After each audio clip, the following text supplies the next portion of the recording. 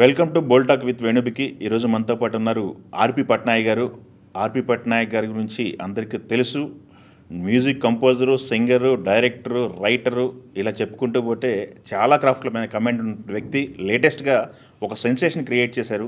భగవద్గీతని ఆయన రికార్డ్ చేసి అందరికీ అర్థమైన సరళమైన భాషలో వినిపించడం జరిగింది. అది హ్యూజ్ రెస్పాన్స్ అనమాట. దాదాపు 70 లక్షల మంది పైగా రీచ్ అయింది. ఆర్పి పట్నాయక్ గారితో మాట్లాడదాం. సార్ నమస్తే అండి. నమస్తే. ఎలా ఉన్నారు సార్? బాగున్నా. బిగ్ కంగ్రాట్స్ అండి. Thank you. మీ ప్రయత్నం ఏదైతే ఉందో అది హ్యూజ్ రెస్పాన్స్, బాగా రీచ్ అయింది. మొత్తం ఎంత రీచ్ అయింది సార్? సుమారుగా నేను చెప్పింది కరెక్టేనా? 70 lakhs ఆల్ ఎపిసోడ్స్ కలిపి ఫస్ట్ ఏమో ఏ ఎపిసోడ్ ఇండివిజువల్గా 18 అధ్యాయాలు రిలీజ్ చేసాం. ఆ తర్వాత అన్ని అధ్యాయాలు కలిపి రిలీజ్ చేసాం. ఓకే. ఈ అన్ని అధ్యాయాలు కలిపి రిలీజ్ చేసింది 3 million వ్యూస్ వచ్చింది. ఇప్పుడు ప్రతి అధ్యాయాలు అవన్నీ కలిపితే 6.4 million, అంటే 64 లక్షల దాకా వచ్చింది. Okay okay. ఘంటసాల గారు భగవద్గీత అది ఎంత ఫేమస్ అయిందో నాకు తెలిసి అది అందరూ వింటారు. అవును, అందరూ వింటారు. బట్ అర్థం ఎంతమందికి కరెక్ట్గా తెలుస్తుంది, ఎంతమంది అర్థం చేసుకోగలరు, ఎంతమందికి అది ఫాలో అవుతున్నారు పక్కన పెడితే, మీరు చేసింది ప్రతి ఒక్కరికి అర్థమయ్యే భాషలో ఉంది. ఆ ఆలోచన ఎందుకు వచ్చింది? ఎందుకు మీరు ప్రయత్నం మొదలుపెట్టారు? అంటే ఎప్పటి నుంచో చేయాలని ఉంది భగవద్గీత. ఓకే. భగవద్గీత చేయాలని చాలా రోజుల నుంచి చాలా ప్రయత్నాలు చేశాను. అంటే ఎలా చేయాలి ఏంటి అనేది ఆలోచనలో సంస్కృతం శ్లోకాలు అయితే వద్దు అని ఫిక్స్ అయ్యాము ముందే. ఓకే. ఎందుకంటే శ్లోకాలు వినే జనరేషన్ కాదు ఇది. నా టార్గెట్ యూత్కి రీచ్ అవ్వాలంటే వాళ్ళు శ్లోకాలు వినే ఓపిక వాళ్ళకి లేదు. ఈ స్వైపింగ్ జనరేషన్లో ఏంటంటే అలాంటిది రాగానే వెంటనే స్వైప్ చేసేస్తున్నారు. అయితే భగవద్గీత అనేది యూత్కి రీచ్ అవ్వాలి, వాళ్ళ లైఫ్కి ఇది హెల్ప్ అవ్వాలి. And Bhagavad Gita is like manual. మన జీవితాన్ని మనం ఎలాగా ముందుకు నడపాలని చెప్పే గొప్ప మాన్యువల్ ఏదైనా ఉంటే భగవద్గీతకు మించింది లేదు. ఓకే. ఈ మాన్యువల్ పెట్టుకుని మన జీవితాన్ని ముందుకు నడుపుకుంటే అది నెక్స్ట్ లెవెల్లో ఉంటుంది మనది. ఓకే. అయితే ఆ మాన్యువల్ ఏంటి అని తెలియాలి కదా. అవును. అది చదివే ఓపిక లేదు. ఇప్పుడు ఈ ఆడియో విజువల్ జనరేషన్లో ఆటోమేటిక్గా ఏవి ఫామ్లో వస్తేనే చూస్తున్నారు, ఏవి ఫార్మాట్లో ఉంటేనే చూస్తున్నారు. అందుకు వాళ్ళ కోసం యూత్కి రీచ్ అవ్వడం కోసం సంస్కృతం శ్లోకాలు లేకుండా మొత్తం 700 శ్లోకాల తాలూకు తాత్పర్యం. ఓకే. ఇంకా భగవద్గీత ఇది వింటే ఇంకా ఏమి మిస్ అవ్వరు మీరు. భగవద్గీత ఓకే మొత్తం వచ్చేస్తుంది 2 గంటల 47 నిమిషాల్లో మొత్తం భగవద్గీత. సినిమా చూసే లెంత్లో మొత్తం భగవద్గీత తెలిసిపోతుంది.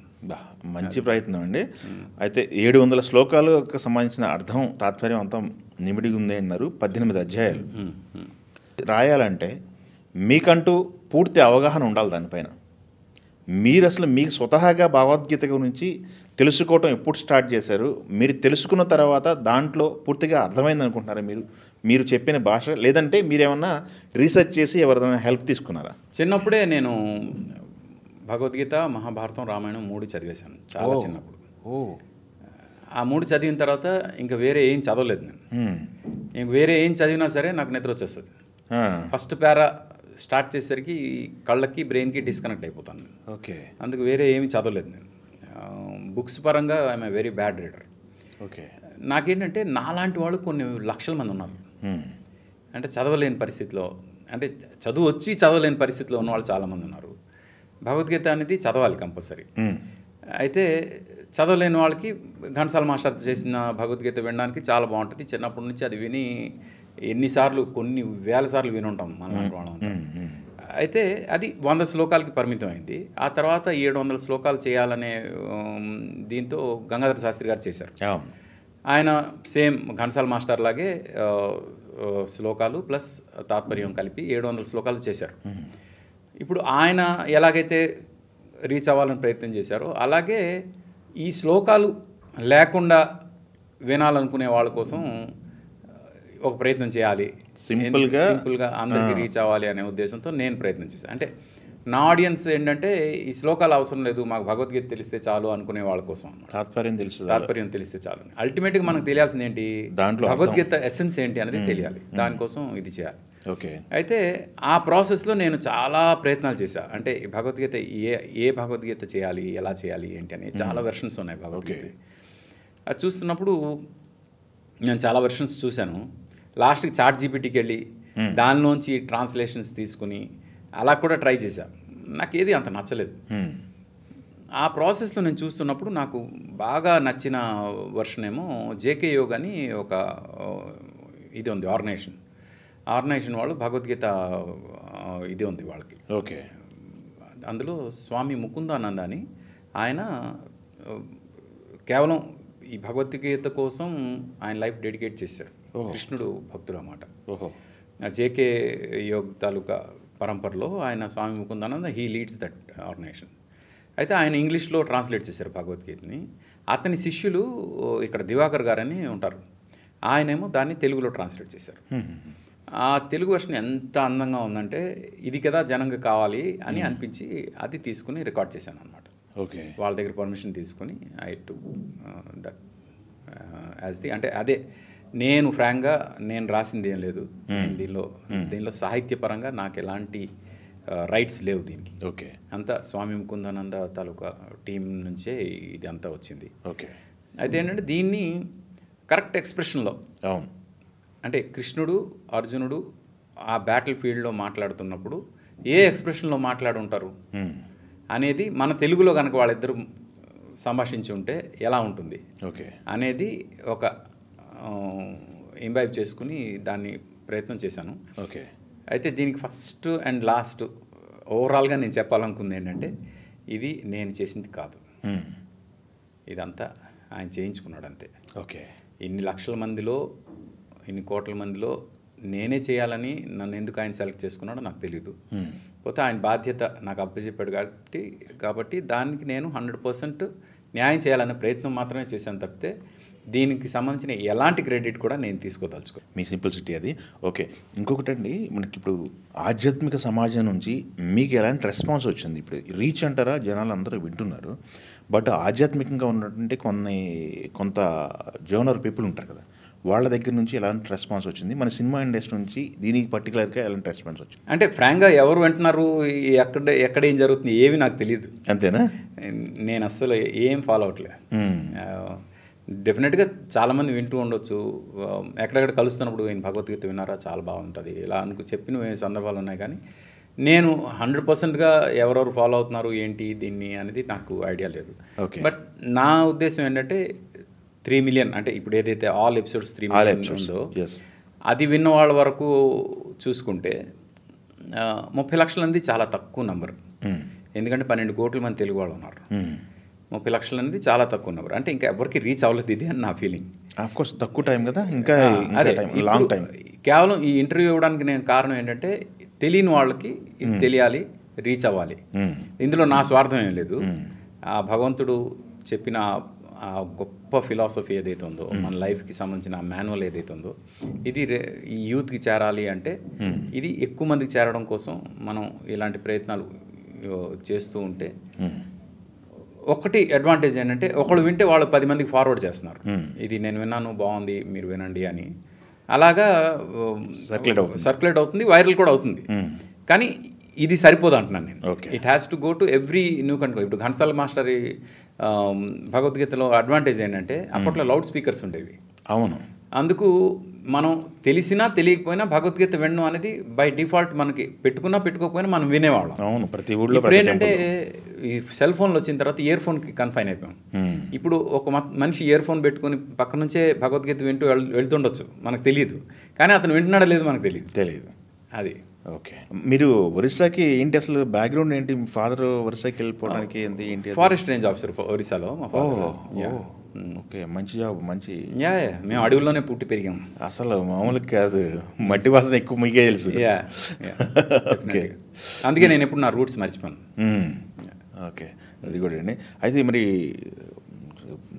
ఇప్పుడు భగవద్గీత అనేది భారతంలో ఒక అధ్యాయం అని అంటారు కదా, అధ్యాయం అనే ఒకటి టాపిక్ ఉంది కదా, మొత్తం భారతం గురించి టాపిక్ ఏంటి? చాలా డిస్కషన్ నడుస్తుంది ఈ మధ్య కాలంలో, ఎక్కువ డిస్కషన్ నడుస్తుంది భారతం చుట్టూ.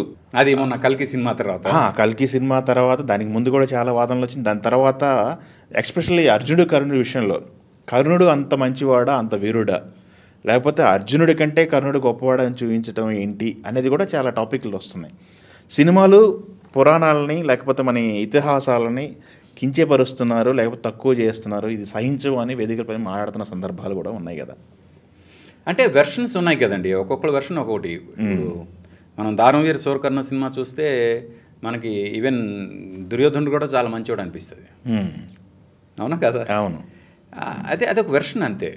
అలా అని ఆ వెర్షన్ రైటా రాంగా అనేది it all depends on the knowledge what we have. మన పర్సెప్షన్లో మనకు తెలిసిన అసలు ఇదేంటి అనే దాన్ని బట్టి ఉంటుంది. ఓకే. నాకు తెలిసిన వ్యాస భారతం ఏదైతే ఉందో ఆ వ్యాస భారతం బట్టి నేనేం చెప్పాలనుకుంటున్నాను అసలు ఏంటి అనేది డెఫినెట్గా నా మహాభారతంలో ఉంటుంది.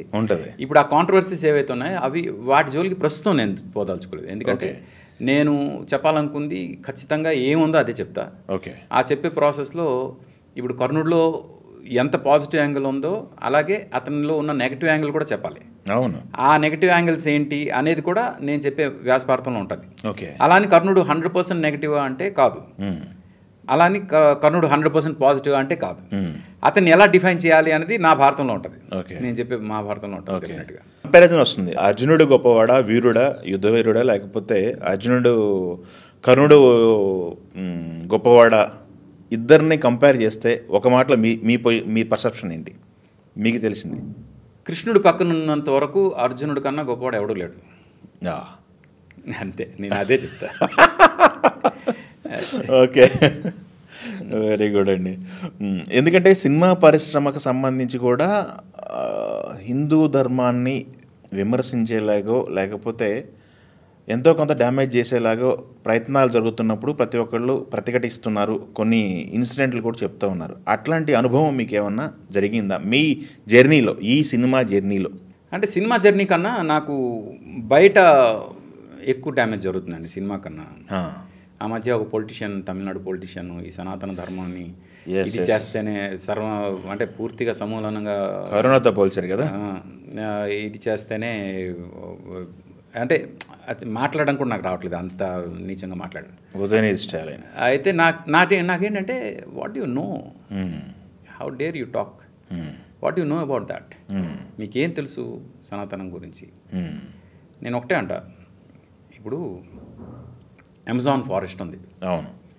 ఆ ఫారెస్ట్లో కొన్ని లక్షల కోట్ల చెట్లు ఉన్నాయి. ఆ చెట్లన్నిటి మీద ఒక ఏరియల్ కెమెరా షాట్ వేసారనుకోండి, షాట్ వేస్తే ఆ చెట్లన్నీ కనిపిస్తాయి. అందులో అన్ని రకాల ఇవి ఉంటాయి, ఔషధ మొక్కలు ఉంటాయి, నీడనిచ్చే మొక్కలు ఉంటాయి, పళ్ళు ఇచ్చే మొక్కలు ఉంటాయి, పూలు ఇచ్చే మొక్కలు ఉంటాయి, అన్ని రకాల మొక్కలు ఉంటాయి.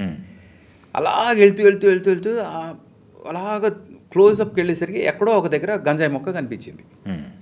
కనిపించగానే ఇదంతా గంజాయి తోట అని అరిస్తే ఎలా ఉంటుంది చెప్పండి? వీళ్ళందరి పరిస్థితి అది. ఎక్కడో ఒక తప్పు చిన్నది కనిపించగానే ఈ మొత్తం సనాతన ధర్మం ఇదే అని అరుస్తున్నారు ఈ జనం అంతా. నేనేమంటానంటే first try to know what it is. దీని గురించి ఫస్ట్ తెలుసుకోండి, తెలుసుకున్న తర్వాత అప్పుడు మీరు అరవండి. నేను ఇప్పటికీ చెప్తా, గంజాయి అనేది మనం వాడిన విధానం తప్పు. గంజాయి can cure cancer, do you know that? గంజాయిని మనం దీనికోసం వాడుతున్నాం. అసలు ఇలా వాడడం వల్ల గంజాయి తప్పు అవుతుంది. అదే గంజాయిని కరెక్ట్గా మనం వాడితే it can cure cancer, it can cure many diseases. That is what caste system is. కుల వ్యవస్థ తప్పు కాదు, ఇట్స్ ఎన్ ఆర్గనైజ్డ్ సిస్టమ్. కుల వివక్ష తప్పు. కుల వివక్ష అనేది తప్పు, కుల వ్యవస్థ తప్పు కాదు. కుల వ్యవస్థ తప్పు అయితే ఇంత ఆర్గనైజ్డ్గా మన సిస్టమ్ ఉండేది కాదు. కుల వివక్ష అయింది చూడండి. అవును. బ్రాహ్మిన్స్ అనవసరంగా డామినేట్ చేసి ఏదేదో చేశారు, అది డెఫినెట్గా తప్పు. దాని గురించి ప్రశ్నించాల్సిన అవసరం ఉంది. ఓకే. ఇప్పుడు కుల వ్యవస్థ తప్పు అంటే కార్పొరేట్ వ్యవస్థ కూడా తప్పే. కార్పొరేట్లో ఒక చైర్మన్ ఉంటాడు, సీఈఓ ఉంటాడు, ఎండీ ఉంటాడు, డైరెక్టర్స్ ఉంటారు, కింద పనిచేసే ఎంప్లాయీస్ ఉంటారు, ఆ కింద పనిచేసే థర్డ్ గ్రేడ్ ఎంప్లాయీస్, ఆ కింద పనిచేసే ఫోర్త్ గ్రేడ్ ఎంప్లాయీస్ ఉంటారు. ఇప్పుడు కుల వ్యవస్థ తప్పు అనే వాళ్ళందరికీ నేను ఒకటే అడుగుతా, ఇప్పుడు ఫోర్త్ గ్రేడ్ ఎంప్లాయీ ఎవడైతే ఉన్నాడో వాడు వెళ్ళి చైర్మన్ సీట్లో కూర్చోవచ్చా? కూర్చోగలడా? లేదు. మరి కార్పొరేట్ వ్యవస్థ కరెక్ట్గా ఆర్గనైజ్డ్గా ఉన్నప్పుడు అదే ఆర్గనైజ్డ్గా ఒక విలేజ్ సిస్టమ్ని, పూర్తిగా ఒక విలేజ్ సిస్టమ్ని తయారు చేసిన మన పూర్వీకులు ఏదైతే ఉన్నారో ఆ విలేజ్ సిస్టంలో ఆర్గనైజ్డ్గా ఎవరు ఏ పని చేయాలనేది వాళ్ళందరికీ అప్పచెప్పే పనులు. అప్పచెప్తూ ఇతను ఈ పని చేయాలి, ఇతను చదువుకున్నాడు కాబట్టి ఇతను ఈ చదువుకున్న నాలెడ్జ్కి సంబంధించిన పనులన్నీ చేయాలి. ఇతను బలవంతుడు కాబట్టి ఫిజికల్గా స్ట్రాంగ్ ఉన్నాడు కాబట్టి ఇతను వీళ్ళందరినీ రక్షించే పని చేయాలి. ఇలాగ ఒక్కొక్కరికి ఒక్కొక్క పని అప్పచెప్పారు. ఇతను వ్యవసాయం బాగా చేస్తున్నాడు కాబట్టి ఇతను అందరికీ భోజనం పెట్టే పని చేయాలి. ఇతను కొండలు బాగా తయారు చేస్తున్నాడు కాబట్టి ఇతను ఈ పని చేయాలి. ఇలా ఒక్కొక్కరికి ఒక్కొక్క పని అప్పచెప్పారు. పని అప్పచెప్పుతూ మళ్ళీ ఏం చేశారు, మన సిస్టమ్ ఎంత గొప్పదో నేను చెప్తున్నా. ఎవరికి ఏ పని అవసరమైతే ఆ పని చేసుకుంటూ వెళ్తున్నారు. They are happily living. అయితే ఏమైంది, ఇప్పుడు ప్రతిసారి ప్రతి ఒక్కడికి పని రావాలని రూల్ లేదు కదా. అందరూ ఎంగేజ్డ్గా ఉండాలంటే ఏం జరగాలి, అందరికీ పని రావాలంటే ఏం జరగాలి, ప్రతి మూమెంట్ని కూడా ఒక ఫెస్టివల్ లాగా చేయాలి. అంటే ఏదో ఒక సందర్భం తీసుకుని ఆ సందర్భాన్ని తీసుకుని ఒక ఫెస్టివల్ చేస్తారు. ఫెస్టివల్ చేయడంతో అందరికీ పని వస్తుంది మీకు, అంతే కదా. ఎప్పుడైతే ఫెస్టివల్ చేస్తారో ప్రతి ఒక్కడికి పని వస్తుంది, అందరూ ఎంగేజ్ అవుతారు, అందరికీ డబ్బులు వస్తాయి. అలాగా మనకున్న ఫెస్టివల్స్ ఎవరికి లేవు. ఎందుకు అంటే ఈ వ్యవస్థ ఆర్గనైజ్డ్గా ఉండడం వల్ల ఈ వ్యవస్థలో అందరికీ పని కల్పించాలనే ఉద్దేశంతో ఫెస్టివల్స్ చేస్తూ అందరికీ పని కల్పించారు. Okay, that is the beauty of festivals. మీరు చెప్పిన దాన్ని పెట్టుకుని నాకు అర్థమైంది ఏంటంటే వ్యవస్థ పైన కొంతమంది అజమాయిషి లేకపోతే ఇది ఎక్కువ వ్యవస్థలో అంటే మనకి వివక్ష ఏ రేంజ్లో ఉండేదంటే ఒక మామూలుగా అగ్రహారం అని, అంటే బ్రాహ్మిన్స్ అందరూ ఉండే ప్లేస్ని అగ్రహారం అంటారు. ఒకప్పుడు పల్లెటూరులో మామూలుగా బహిర్భూమి అనేది ఊరు బయట ఉండేది. ఇళ్లలో ఇప్పుడు ఉన్నాయి కానీ అప్పుడు బయట ఉండేది. అది ఎలా ఉంటుందంటే ఒక బ్రాహ్మణు తను బయటకు వచ్చినప్పుడు గంట కొడతాడు. గంట కొడితే పాపం కళ్ళాపు జల్లుకుంటూ ముగ్గులేసుకుంటూ ఉన్న ఫ్యామిలీస్ అందరూ కూడా వీధిలో అతను గంట కొట్టగానే లోపలికి వెళ్ళిపోతారు అందరూ. వెళ్ళిపోతే ఈయన నడుచుకుంటూ వెళ్ళి తన పని కంప్లీట్ చేసుకుని వచ్చి నేను వచ్చేసానని మళ్ళీ గంట కొడితే మళ్ళీ వాళ్ళు బయటకు వచ్చి పని చేసేవాళ్ళు. ఎంత తప్పండి. ఓకే, అంటే మనుషులకి ఆ ఫ్రీడమ్ లేని పరిస్థితి తీసుకొచ్చారు. ఇది వివక్ష అంటాను నేను. ఓకే, నాకు తెలిసి మీరు చెప్పింది ఒక 200 years బ్యాక్ జరిగిందేమో. అంటే అంబేద్కర్ టైంలో జరిగే. He witnessed all these things. Okay, ఆయన ఇలాంటివన్నీ చూశారు కాబట్టి ఆయన రిజర్వేషన్ సిస్టమ్ తీసుకొచ్చారు. ఓకే, అండ్ అది అవసరం వచ్చింది ఆ టైంకి. అంత ఘోరమైన వివక్ష ఉండేది. ఓకే, ఆ వివక్ష తప్పు అంటాను నేను ఇప్పటికి కూడా. వివక్ష తప్పు, వ్యవస్థ తప్పు కాదు. వ్యవస్థ తప్పు కాదు, వివక్ష తప్పు. వివక్ష తప్పు. ఎవరి పని వాళ్ళు కరెక్ట్గా చేసుకుంటూ వెళ్తే అది తప్పే కాదు. ఓకే, మన వర్ణ వ్యవస్థలో ఎవరు కూడా పుట్టుకతో ఆ వర్ణంకి సంబంధించిన వాళ్ళు కాదు. వాళ్ళు ఏం చేస్తే దాన్ని బట్టి వాళ్ళకి ఇదవుతుంది అని ఓకే ఉండేది ఒకప్పుడు. అలా అంటే వేరే పాలనలు వచ్చిన తర్వాత ఎవరికి వాళ్ళ ఐడెంటిటీ కోసం ముస్లిమ్స్ వచ్చారు, క్రిస్టియన్స్ వచ్చారు. ఇలా వాళ్ళు పాలిస్తూ ఉన్నప్పుడు ఎవరికి వాళ్ళ ఐడెంటిటీ కోసం పోరాడే ప్రాసెస్లో చాలా చోట్ల జరిగిన మార్పుల వల్ల ఈ వివక్ష అనేది ఎక్కువైపోయింది. ఓకే, అది ప్రాసెస్ జరిగింది తప్పితే వ్యవస్థలో జరగలేదంట. ప్రాపర్ అంటే సిస్టంలో జరిగింది కాదు, అది ప్రాసెస్లో జరిగింది. ఆ సిస్టమ్ తప్పు అంటే నేను తప్పు అంటాను. ఆ సిస్టమ్ ఈజ్ నాట్ రాంగ్. అది కరెక్ట్గా మనం చెప్పే ఇది ఉంటే ఓకే. నేను రాంగ్గా డీల్ చేశారు ఇప్పటికే అంటున్నా. వివక్ష తప్పు, వ్యవస్థ తప్పు కాదు. ఓకే, అది వ్యవస్థ తప్పు అయితే ఈరోజు కార్పొరేట్ వ్యవస్థ కూడా ప్రశ్నించండి. ఓకే, ఇంకోటి మీకు ఇప్పుడు ఒక బ్రాహ్మణు ఒక సెలూన్ పెట్టాడు అనుకోండి, బ్యూటీ సెలూన్ పెట్టాడు అనుకో, అతను శూద్రుడే.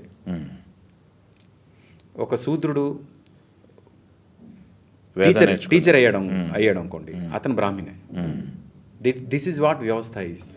ఓకే, అంతేగాని ఇతను శూద్రుడు, ఇతను చదువు చెప్తున్నాడు కాబట్టి ఇతను శూద్రుడే అనడం తప్పు అంటాను నేను. అతను కాదు, అతను బ్రాహ్మణే, చదువు చెప్తున్నాడు కాబట్టి. ఓకే, అదే ఒక బ్రాహ్మణు ఒక బ్యూటీ పార్లర్ పెడితే ఆడు శూద్రుడే. అఫ్కోర్స్ మీరు అంబేద్కర్ గారి టైంలో రెడీ అయినటువంటి రిజర్వేషన్ వ్యవస్థ అనే టాపిక్ వచ్చింది కాబట్టి రిజర్వేషన్ వ్యవస్థ పైన ఒక టాపిక్ రన్ అవుతుంది. ఇంకా అవసరమా రిజర్వేషన్స్? ఇంకా డెవలప్మెంట్ చాలా అయింది కదా, ఇంకా చాలామంది డెవలప్ అయ్యారు కదా, ఇప్పుడు రిజర్వేషన్ లేని వ్యక్తులకు కూడా పేదలు ఉన్నారు కదా అనేది ఒక టాపిక్ రన్ అవుతుంది. అంటే ఈకనామికల్ బ్యాక్వర్డ్ పాపం ఇప్పుడు చాలామంది బ్రాహ్మిన్స్ ఫ్యామిలీస్లో పూట గడవని వాళ్ళు కూడా ఉన్నారండి. అదేంటంటే వాళ్ళ ముందు జనరేషన్స్ వాళ్ళు చేసిన తప్పు వల్ల వీళ్ళు ఇప్పుడు భరిస్తున్నారు. అలాంటి పరిస్థితి వచ్చింది. ఓకే, అయితే రిజర్వేషన్ అనేది మొత్తం ఇంకా ఉన్నారు కదండి, అంటే అవసరమైన వాళ్ళు అయితే ఉన్నారు రిజర్వేషన్. ఓకే. వాళ్ళందరూ ఎప్పుడైతే లేదు మేమంతా ఫుల్ సెటిల్ అయిపోయాం ఇంకా మాకు అవసరం లేదు అని వాళ్ళంతా వాళ్ళు చెప్పే పరిస్థితి వస్తుందో అప్పటి వరకు రిజర్వేషన్ అవసరం ఉంటుందని నా feeling. Okay. Okay, very good. చాలా రీసెర్చ్ చేశారు, మామూలు విషయం కాదు అయితే. ఎప్పటి నుంచి, చిన్నప్పటి నుంచి అంటే ఎట్లా స్టార్ట్ అయింది సార్ ఆ జిజ్ఞాస వాటిని చదవాలనేది? అంటే ఫ్రాంక్గా చెప్పాలంటే మా నాన్నగారికి వెళ్తుంది క్రెడిట్. అంతేనా? అంటే మేము ఒరియా మీడియంలో చదివాము. మాది విజయనగరం జిల్లా, పార్వతీపురం మాది. అయితే మా ఫాదర్ పార్వతీపురం నుంచి చదువు అయిపోయిన తర్వాత జాబ్ కోసం ఒరిస్సాలో జైపూర్ అనే ఒక ఊర్లో సెటిల్ అయ్యారు. అదే ఊర్లో పెళ్ళయింది, అక్కడే మేము పుట్టాము, అక్కడే పెరిగాం కూడా. ఓకే. ఒరిస్సాలో పెరిగాం కాబట్టి ఒరియా మీడియం మేము ఒరియాలో మాట్లాడితే మేము ఒరియా వాళ్ళం అనుకుంటారు, అంత దీనిలో ఉండేది. కానీ మా నాన్నగారు ఏంటంటే ఇంటి లోపలికి వచ్చిన తర్వాత మనం తెలుగులోనే మాట్లాడుకోవాలి, మీరు బయట ఏ భాషలోనే మాట్లాడి నాకు అనవసరం, మనం తెలుగులోం, మీరు ఇంట్లోకి వచ్చిన తర్వాత తెలుగులోనే మాట్లాడాలి అని మాకు ఆల్మోస్ట్ ఒక రకంగా ఫోర్స్ చేశారు ఆయన. ఇంట్లో తెలుగు పాటలే వినేవాళ్ళం, తెలుగు పుస్తకాలే ఉండేవి, అలాగే తెలుగు న్యూస్ పేపరే వచ్చేది, టేప్ రికార్డర్ వచ్చిన తర్వాత కూడా తెలుగు క్యాసెట్లే కొనేవాళ్ళు, తెలుగు పాటలే వినేవాళ్ళం, ఇవన్నీ జరిగేవి. అయితే మా మీడియం అంతా ఒరియా మీడియం చదివింది. అందుకేంటంటే సినిమా పోస్టర్స్ వస్తే సినిమా పోస్టర్స్ చూసి ఆడవి రాముడు అంటే ఇది ఇది డా ఇది వి అలాగా అక్షరాలు నేర్చుకున్నాను నేను తెలుగు. అలా నేర్చుకుని న్యూస్ పేపర్ ఇంటికి వస్తుంది కదా, ఆ తెలుగు న్యూస్ పేపర్ అప్పట్లో ఈనాడు బ్లాక్ అండ్ వైట్లో వచ్చేది. ఆ న్యూస్ పేపర్ని మా నాన్నగారు కూర్చోబెట్టి కనీసం ఒక ఫుల్ పేజ్ చదివించేవాళ్ళు గట్టిగా నాతో. ఇలాగా చేస్తూ ఆయన ఏంటంటే మాకు తెలుగు టచ్ పోకూడదు అనేది ఆయన ఎక్కువ ట్రై చేశారన్నమాట. ఆ ట్రయల్స్లో భాగంగానే ఇంట్లో మహాభారతం, రామాయణం, భగవద్గీత ఇవన్నీ తెచ్చిపెట్టారు. ఓకే. ఇంట్లో ఉన్నాయి కాబట్టి ఇంకా ఆటోమేటిక్గా ఇంట్రెస్ట్ వచ్చింది, చదివాను. ఓకే. ఈ జర్నీ ఏదైతే ఉందో మీ జర్నీ, సినిమా జర్నీ అనేది ఎన్ని సంవత్సరాలు అవుతుంది సార్? 25 years ఈ సంవత్సరంతో. 25 years. ఎన్ని సినిమాలు చేశారు సుమారుగా? కౌంట్ చేయలేదు, ఇంకా నేను స్టార్ట్ చేయలేదు నా కెరీర్ అని నా ఫీల్ అవుతా. సినిమా కెరీర్ ఇంకా స్టార్ట్ చేయాలని ఫీల్ అవుతున్నారా? ఓకే. మరి ఇచ్చిన వెనక ఉన్న బ్లాక్ బాస్టర్లో మొత్తం అవన్నీ జస్ట్ ట్రైలర్. ఓకే. ఈ సినిమా ప్రయాణానికి ప్రోద్బలం ఇచ్చిన అంశాలండి మీ ఫ్యామిలీ పరంగా అనేది? మీ ఫ్యామిలీలో చూసుకుంటే సినిమా పరంగా వ్యక్తులు ఎవరు లేరు కదా, మరి ఇటువైపు అడుగు పడటానికి పునాది ఎక్కడ పడింది అనేది సందేహం. ఫ్రాంక్గా జరిగిపోయింది అంతే. అంటే చిన్నప్పటి నుంచి సినిమా అంటే పిచ్చి మాకు బాగా, నాకు మా అన్నయ్యకి బాగా పిచ్చి, నాకన్నా ఎక్కువ మా అన్నయ్యకి పిచ్చి. అవునా? మా అన్నయ్య అయితే రోజుకి 3 సినిమాలు చూసేవాడు. స్కూల్ కూడా మానేసి చూసేవాడు. ఇప్పుడు ఏం చేస్తున్నారు మీ అన్నయ్య? తను డైరెక్షన్ డిపార్ట్మెంట్, ఆల్రెడీ ఒక సినిమా డైరెక్ట్ చేశాడు, తను very much into it. Okay. అయితే ఏంటంటే నాకు చిన్నప్పటి నుంచి మ్యూజిక్ ఇన్క్లినేషన్ ఉంది కదా. శంకరాభరణం సినిమా రిలీజ్ అయిన దగ్గర నుంచి నేను స్టేజ్ ఎక్కి పాటలు పాడడం అవన్నీ బాగా అలవాటు. ఆ ఇన్క్లినేషన్ తోటి నేను ఎంఎస్సి, ఆంధ్ర యూనివర్సిటీలో ఎంఎస్సి చేస్తున్నప్పుడు అక్కడ నాకు ఫ్రెండ్స్ పాటలు రాస్తే దానికి నేను మ్యూజిక్ చేయడం, ట్యూన్స్ కట్టడం ఇవన్నీ చేసేవాడిని. అలాగే నేను ట్యూన్స్ చేయగలను అనే ఒక నమ్మకం కలిగింది. అయితే ఆంధ్ర యూనివర్సిటీలో చదువు అయిపోయిన తర్వాత నేను హైదరాబాద్ వచ్చింది మ్యూజిక్ చేద్దామని కాదు, సివిల్స్ ప్రిపరేషన్ కోసం వచ్చా. ఆ సివిల్ సర్వీసెస్ ప్రిపేర్ అవుతున్నప్పుడు 2 సంవత్సరాలు సినిమాలు కూడా చూడకుండా చాలా సీరియస్గా ప్రిపేర్ అయినా 2 సార్లు ప్రిలిమ్సే ఫెయిల్ అయ్యా. ఓహో, ఓకే. దాంతో వద్దనుకున్నారా? అంటే ఇది నాది కాదు అనిపించింది. ఎలాగో ఇండస్ట్రీకి దగ్గరలో ఉన్నాం, ప్రయత్నం చేద్దామని నా మ్యూజిక్ మీద ప్రయత్నం మొదలుపెట్టా.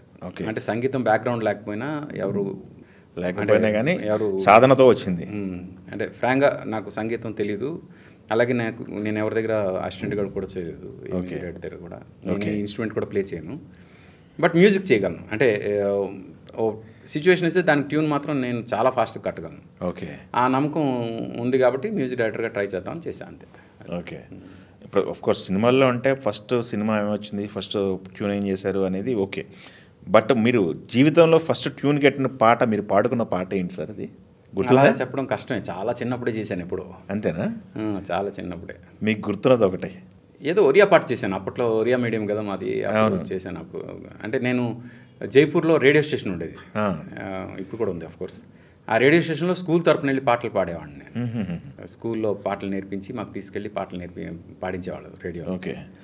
అప్పటి నుంచి రేడియోలో రికార్డింగ్ ఇవన్నీ అలవాటు ఉన్నాయి. సినిమా ఇండస్ట్రీకి వస్తానంటే చాలామంది ఫ్యామిలీ నుంచి ఎదుర్కొంటారు, వద్దు వారించటాలు, ఎందుకు అది అటువైపు ఎందుకు, మనకి ఇది చదువుకున్నావు కదా, జాబ్ చేసుకోవచ్చు కదా, సంపాదించుకోవచ్చు కదా, సెటిల్ అవ్వచ్చు కానీ ఉంటాయి. మీకు మీ ఫాదర్ నుంచి ఎలాంటి అంటే నేను ఒక 2 years పర్మిషన్ అడిగా అంతే. నేను ఒక 2 years ఇవ్వండి నాకు టైం, నేను ఏదో చేసి చూపిస్తానని. ఆ పర్మిషన్ వచ్చినందువల్ల చేయగలిగాను అంతే. ఆ 2 yearsలో కనుక రాకపోయి ఉంటే బ్రేక్ మాత్రం డెఫినెట్గా మళ్ళీ వెనక్కి వచ్చాను. మీరు 2 years లిమిట్ పెట్టుకున్నారు, ఎంతకాలంలో చేయగలిగారు సార్? యాక్చువల్ 96 నేను సినిమాలో ఎంటర్ అవడానికి వచ్చాను. 97లోనే నేను చేసిన ఫస్ట్ ఆల్బమ్ ఆనందం అనే ప్రైవేట్ ఆల్బమ్ రిలీజ్ అయింది. ఓకే, అప్పటి నుంచి ఇంకా సినిమా మట్టికి ఫస్ట్ సినిమా నీకోసం 99లో. దాని తర్వాత సినిమాలు హ్యూజ్ సక్సెస్లు ఉన్నాయి, బ్లాక్ బస్టర్లు అవుతున్నాయి. నాకు తెలిసి ఒక ఇయర్లో టాప్ ఎన్ని సినిమాలు చేశారు సార్? ఎన్ని పాటలు? నేను ఇప్పుడు చెప్తున్నాను, నేను ఎప్పుడు కౌంట్ చేయలేదు. ఇంకా నా కెరీర్ స్టార్ట్ అవ్వలేదు కదా, అందుకు. ఓకే, కానీ ఆ సిచ్యువేషన్లో మీరు యాక్టింగు, డైరెక్షను అని రావటం వల్ల మీరు మ్యూజిక్ తగ్గించుకున్నారా, మీకు మీరుగా తగ్గించుకున్నారా? ఎట్లా తగ్గింది మ్యూజిక్ అనేది? నేను ఆపేసాగా, నేను అనౌన్స్ చేశాను నేను చేయట్లేదు. ఓకే నేనే అనౌన్స్ చేశాను నేను చేయట్లేదని. తర్వాత అదే టైంలో నాకు యాక్టింగ్ ఆఫర్ రావడం, సీను వాసంత్ లక్ష్మి చేయడం. ఆ తర్వాత నాకు డైరెక్షన్ ఇన్క్లినేషన్ చాలా ఎక్కువ. డైరెక్షన్ ఎందుకు ఇన్క్లినేషన్ ఎక్కువ అంటే, నేను ఆలోచించే విధానం ఏదైతే ఉందో, నేను చేసే కథలు ఏవైతే ఉన్నాయో ఇవి అవుట్ ఆఫ్ ది బాక్స్ కథలు ఉంటాయి. అంటే ఎగ్జాంపుల్ బ్రోకర్ ఉందనుకోండి, బ్రోకర్ ఏంటి, కరప్షన్ మీద సినిమా. అప్పటివరకు మనం చూసిన కరప్షన్ మీద సినిమాలు ఏంటి, ఒక ఠాగూరు, ఒక అపరిచితుడు, ఇవన్నీ ఏంటంటే అలాంటి వాళ్ళు వస్తారు, వచ్చి భయపెడతారు, భయపడి కరప్షన్ మానేస్తారని. నా out of the box thinking ఏంటంటే, అసలు అలాంటి వాళ్ళు రారు, అయితే కరప్షన్ ఆగదా, సిచ్యువేషన్స్ పరిస్థితులు ఆపుతాయి, అలాంటి వాళ్ళు రానప్పుడు ఎలా అవుతుంది అనేది చెప్పాలంటే ఎలా చెప్పాలి, అసలు బ్రోకర్ అనేవాడు ప్రొటాగనిస్ట్ అయితే ఎలా ఉంటుంది అనే దాని మీద అవుట్ ఆఫ్ ది బాక్స్ ఆలోచించి చెప్పాను నేను.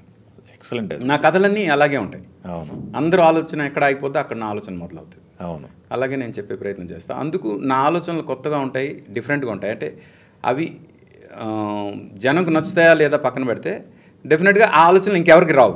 అవును, అలాంటి ఆలోచనలు నాకే పరిమితం కాబట్టి నేనే సినిమాలు చేయాలి, నేనే డైరెక్ట్ చేయాలి అని ఒక స్వార్థంతో డైరెక్షన్ అనేది నేను చేస్తున్నాను. యాజ్ ఎ డైరెక్టర్గా మీరు సక్సెసా కాదా అనేది సెల్ఫ్ క్వశ్చన్ చేసుకున్నప్పుడు ఆన్సర్ ఏమి వస్తుంది మీకు? అంటే కమర్షియల్గా I may not be successful, but as far as my works are concern they speak. ఇప్పుడు 2010లో రిలీజ్ అయింది బ్రోకర్. ఈరోజు కూడా ఆ సినిమా గురించి మాట్లాడతారు. 2010 రిలీజ్ అయిన సినిమా 2024లో కూడా మాట్లాడుతున్నారంటే 14 ఏళ్ళ తర్వాత కూడా ఆ సినిమాలో పసలేపితే మాట్లాడరు కదా. అంతే. అంటే as a director I'm successful. ఆ టైంలో జనం చూడకపోవడం కారణం ఆర్పి పట్నాయక్ హీరోగా సినిమా ఎందుకు చూడాలి మేము అని ఫీల్ అయిన జనం చూడలేదు. అంతేగాని బ్రోకర్ సినిమా బాగోలేదని చూడడం వాళ్ళకు కాదు. ఆ డిఫరెన్స్ మీరు అర్థం చేసుకోవాలి. అవును. అందుకు నేను పర్టికులర్గా as a director I don't see any wrong in my works. లేకపోతే 2 సార్లు నేషనల్ అవార్డ్స్ షార్ట్ లిస్ట్ అవ్వను, 3 నంది అవార్డులు కేవలం నా రైటింగ్కి నా సినిమాలకి రాకుండా ఉండదు. అయితే ఇప్పుడు మీరు మ్యూజిక్ అనేది నేర్చుకోలేదన్నారు, మరి యాక్టింగ్ విషయం పరిస్థితి ఏంటి? అది కూడా ఎక్కడ నేర్చుకోలేదా, నేర్చుకున్నారా? లేకపోతే యాక్చువల్లీ యాక్టింగ్ మాత్రం మీడియా వర్క్షాప్ అని యాక్టింగ్ అని ఫస్ట్ టైం ఇక్కడ దీక్షిత్ మాస్టర్ పెట్టారు. దేవదాస్ కనకాల గారు వీళ్ళంతా నేర్పించే ఒక 50 days వర్క్షాప్. అక్కడే సునీల్ నేను బాగా క్లోజ్ ఫ్రెండ్స్ అయ్యాం. అంతకుముందు పరిచయం ఉన్న ఫస్ట్ ఫ్రెండ్స్ అయింది అక్కడే వర్క్షాప్లో. మేము ఇద్దరం సేమ్ బ్యాచ్మేట్స్. ఓకే. అలాగా ఆ తర్వాత మేము రూమ్మేట్స్ అయ్యాం, అదంతా వేరే కదా. ఆ మీడియా వర్క్షాప్ ఆన్ యాక్టింగ్లో 50 daysలో కొంతవరకు యాక్టింగ్ అయితే డెఫినెట్గా నేర్పించారు. పోతే అక్కడ నాకు బాగా నచ్చింది ఏంటంటే చెప్పింది, మీరేం చేయాలనేది మీకు తెలియాలి, మీరేం చేయకూడదనేది మేము చెప్తాం. ఎందుకంటే చాలామంది చేయకూడదు చేస్తారు. ఆ చేయకూడదు ఏంటి అనే దాని మీద ఎక్కువ కాన్సన్ట్రేట్ చేసి ఏం చేయాలనేది every person has got his own body language, his own ఇది కదా, దాన్ని బట్టి వాళ్ళు చేయాలి అని. నేను మీడియా వర్క్షాప్ జాయిన్ అవ్వడానికి కారణం ఏంటంటే అక్కడ టైం టేబుల్ ఇచ్చారు. ఆ వర్క్షాప్ టైం టేబుల్ ఎలా ఉంటుంది అని. మార్నింగ్ 4 o'clock లేవాలి, 5 o'clockకి కరాటే ఉంటుంది, ఇలాంటివన్నీ చేస్తే ఇదేదో ఒక మనిషిని డిసిప్లిన్లోకి మారుస్తుంది అనే ఫీలింగ్ వచ్చింది నాకు. ఆ వర్క్షాప్ కన్నా ఎక్కువ ఒక డిసిప్లిన్ వస్తుంది ఇక్కడ చేస్తే అనే ఉద్దేశం నాకు అర్థమైంది. అండ్ నేను డిసిప్లిన్గా ఉండనని కాదు, బట్ టైం మేనేజ్మెంట్ అనేది చాలా ఇంపార్టెంట్ కదా, అది వస్తుంది ఇక్కడ చేరితే అని ఆ వర్క్షాప్లో చేరాను నేను. అప్పుడు చాలామందికి అడిగారు నువ్వేం అవ్వాలనుకుంటున్నావు అని. అక్కడ వర్క్షాప్లో చేస్తున్నప్పుడు నేను హీరోని అవ్వాలనుకుంటున్నాను, నేను మంచి కమెడియన్ అవ్వాలనుకుంటున్నాను, నేను మంచి యాక్టర్ని అవ్వాలనుకుంటున్నాను, ఇలా ఒక్కొక్కటి చెప్తే నేను కేవలం ఇక్కడ డిసిప్లిన్ నేర్చుకోవడానికి వచ్చానని చెప్పా. అయ్యో ఒక సీట్ వేస్ట్ అయిపోయింది కదా అన్నారు అప్పుడు కనకాల్కర్. అయితే నేను యాక్టింగ్ అనేది నేను అసలు పర్సూ చేస్తానని అసలు ఎక్స్పెక్ట్ చేయలేదు. ఓకే, అది అనుకోకుండా అయింది అంతే. ఆఫ్ కోర్స్ మీ యాక్టింగ్ అనేది స్కిల్ అనేది సినిమా చూసిన వాళ్ళకి ఎవరు కూడా trained actor, well trained actor జీవిస్తున్నారు అన్న ఫీల్ కలిగేలాగా చేశారు మీరు. ఎందుకంటే సీను వాదంత లక్ష్మిలో అలా పెట్టి చేయడం త్రూఅవుట్ సినిమా అనేది ఎవరి వల్ల కాదు. లేటెస్ట్గా విషయాలు కూడా వాడు వీడు చేసినప్పుడు చాలా ప్రాబ్లం ఫేస్ చేశాను నేను అని చెప్పేసి మాట్లాడాడు. కళ్ళు అలా పెట్టేసి ఈవెన్ విక్రమ్ కూడా he faced lot of problem. ఆయన ఫస్ట్ డే షూటింగ్ చేసిన తర్వాత అమ్మో ఇది చాలా కష్టంగా ఉంది అని ప్యాకప్ చెప్పేసి వెళ్ళిపోయి నేను కొంచెం ప్రాక్టీస్ చేసి వచ్చి చేస్తానని మళ్ళీ తర్వాత ఆయన చేయడం జరిగింది. విక్రమ్ దీని ఒరిజినల్ వర్షన్ మలయాళంలో కళాభవన్ మణి చేశాడు, ఆ తర్వాత తమిళ్లో విక్రమ్ చేశాడు. ఓకే, ఫ్రాంక్గా చెప్పాలంటే కళాభవన్ మణి చేసిన దాంట్లో ఒక 60% నేను చేయగలిగాను. ఆయన చాలా గొప్ప యాక్టర్. ఓకే, మీకు నాదే నచ్చిందంటే కళాభవన్ మణిది మీరు చూడాలి. అది ఎక్సలెంట్ అయి ఉంటుంది నాకు తెలిసి. ఇంకా ఆఫ్ కోర్స్ మీరు అప్పుడు ఏమన్నా ప్రాక్టీస్ చేశారా దానికోసం? ఏమన్నా ఇబ్బంది పడ్డారా? లేదు, కళ్ళ హెల్త్ విషయంలో కానీ ఏం లేదు కదా? లేదు, జనం అడిగి చెప్తుంటే ఓహో ఇది కష్టం అని నాకు తర్వాత అర్థమైంది. చేస్తున్నప్పుడు నాకు తెలియదు. అండ్ నేను చేయగలను నమ్మితేనే చేస్తాను ఏదైనా. నాకు నమ్మకం లేనిది నేను ఏమి పట్టుకోను. ఓకే, వెరీ గుడ్ అండి, మంచి సూపర్ అనమాట. అయితే మీకు ఇప్పుడు ఈ ట్రావెల్లో కొన్ని సినిమాలకి ఎంతో కొంత డబ్బు పెట్టారు కదా? లేదు, మీ స్వతహాగా మీ చేతి నుంచి రూపాయి పెట్టలేదు, డైరెక్షన్ అయినా యాక్టింగ్ అయినా? లేదు, అసలు నేను ఎందుకు పెట్టాలి? అదే నేను అనేది, ప్యాషన్ ఉన్నప్పుడు ఒక ప్రొడ్యూసర్ దొరికినా కానీ ప్రొడ్యూసర్ పూర్తిగా నమ్మి పెట్టడం వేరు, మన్ని ఎంతో కొంత నువ్వు పెట్టు ఇద్దరం కలిసి చేసుకుందాం. లేదు, ప్రొడ్యూసర్ పూర్తిగా పెడితేనే నేను చేస్తాను. నేను ఎప్పుడు బ్యాంక్ ఉంచుకోరు. ఓకే, ఇప్పుడు ఇండస్ట్రీలో ఈ ట్రావెల్లో ఫైనాన్షియల్గా సపోర్ట్ అనేది మీకు స్వతహాగా ఇండస్ట్రీకి వచ్చే ముందు ఫైనాన్షియల్ సపోర్ట్ ఎలా ఉంది? మా ఫాదర్ చూసుకున్నారు అంతే. ఇప్పుడు మీరు గెయిన్ చేసింది? నేనేం డబ్బులు ఏం కూడబెట్టుకోలేదు. అవునా? అయ్యో, సక్సెస్ఫుల్ విపరీతమైన బ్లాక్ బస్టర్లు చూసారు కదండి ఒక స్టేజ్లో. సినిమాలు వర్క్ చేయడమే తప్పితే ఎవరు ఎంత పేమెంట్ ఇస్తున్నారు కూడా చూసేవాడిని కాదు నేను.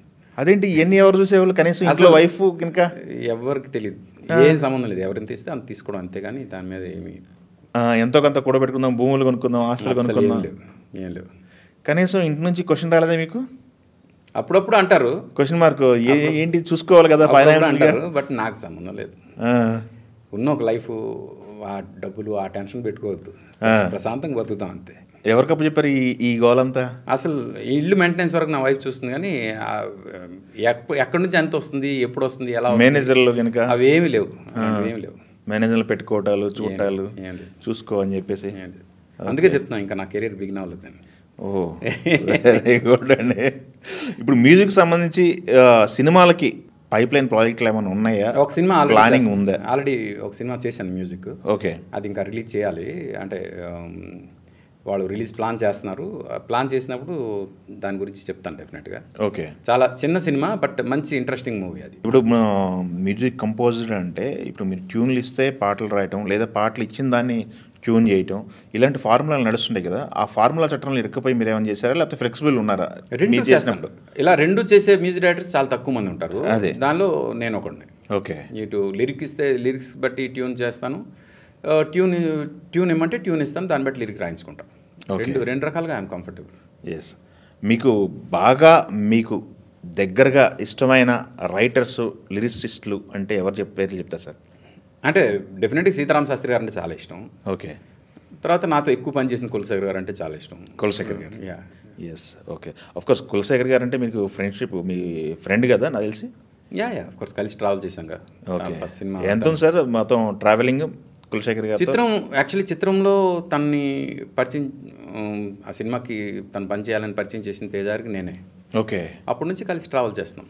ఓకే, ఒక 30 పాటల వరకు రాసేయగలరు మీకు? 30-40 30 పాటలే ఉంది మీకు? చాలా సినిమాలే పాటలు కాదు. అదే, సినిమాలే ఉంటాయి, చాలా సినిమాలు. ఓ అంటే ఒక 20-30 సినిమాలే ఉంటాయి ఓకే తను కలిసి పనిచేసింది. ఓకే. తనతో ఆఖరిగా బాగా గడిపిన క్షణాలు, జ్ఞాపకాలు అంటే ఏం చెప్తారు సార్? ఆ మనిషి గురించి తీసుకోవాల్సిన క్వాలిటీస్ అంటే ఏం చెప్తారు సార్? తన గురించి చాలా అంటే ఒక పాయింట్ తర్వాత తను ఆరోగ్యం బాగాలేకపోయిన తర్వాత, సైకలాజికల్ కొంచెం వీక్ అయిన తర్వాత తన గురించి పాజిటివ్గా కన్నా నెగిటివ్గానే ఎక్కువ విన్నాం మనం. అవును, సర్క్యులేషన్ అట్లానే అయింది, నెగిటివ్ సర్క్యులేషన్. నెగిటివ్గానే ఎక్కువ విన్నాము. ఆ ప్రాసెస్లో ఈవెన్ మాకు కూడా ఆయన చెరువులో లేడు. అప్పుడప్పుడు అలా కలిసి మళ్ళీ మాయైపోయేవాడు. అలాంటి సిచ్యువేషన్లో ఆయన ఫైనాన్షియల్ సిచ్యువేషన్ ఏమైనా చూసుకుందామన్నా ఆయన ఒక్కడిని చూసుకోవడం కాదు, ఆయన వల్ల జరిగిన వేరే ఫైనాన్షియల్ లాసెస్ ఏవైతే ఉన్నాయో అవన్నీ కూడా చూసుకోవాల్సిన పరిస్థితి వస్తుంది ఎవరైనా టేక్ ఇన్వాల్వ్ అయితే. అందుకు ఎవరికి అంత ధైర్యం లేదు అతని ఫైనాన్షియల్. ఎందుకంటే ఎక్కడ ఎంత ఉంది ఆయన ఫైనాన్షియల్ బ్యాలెన్సెస్, ఎక్కడ ఎంత ఇవ్వాలి ఆయన అనేది మనం బేరీ చేసుకోలేని ఎంత అది అన్నీ ఉన్నాయి. అందుకు మేము ఎప్పుడు ఆ రకంగా ఇన్వాల్వ్ అవుతుంది. బట్ నేనేంటంటే తనకి ఆ టైంలో చాలా అవసరం ఉంది, ఎలా ఒక మెయింటెనెన్స్ కావాలి అనే ఉద్దేశంతో గోపాల్ అని ఒక అతను చూసుకునేవాడు. అతనికి చెప్పాను నేను, ఇలా IPRS అని ఒకటి ఉంది, ఇండియన్ పర్ఫార్మింగ్ రైట్స్ సొసైటీ అని, దానిలో మెంబర్షిప్ తీసుకుంటే తనకి రెగ్యులర్గా డబ్బులు వస్తాయని. అలాగా ఆ టైం పాపం తనకు బ్యాంక్ అకౌంట్ లేదు, ఎందుకంటే ఆధార్ కార్డు కూడా లేదు తనకి.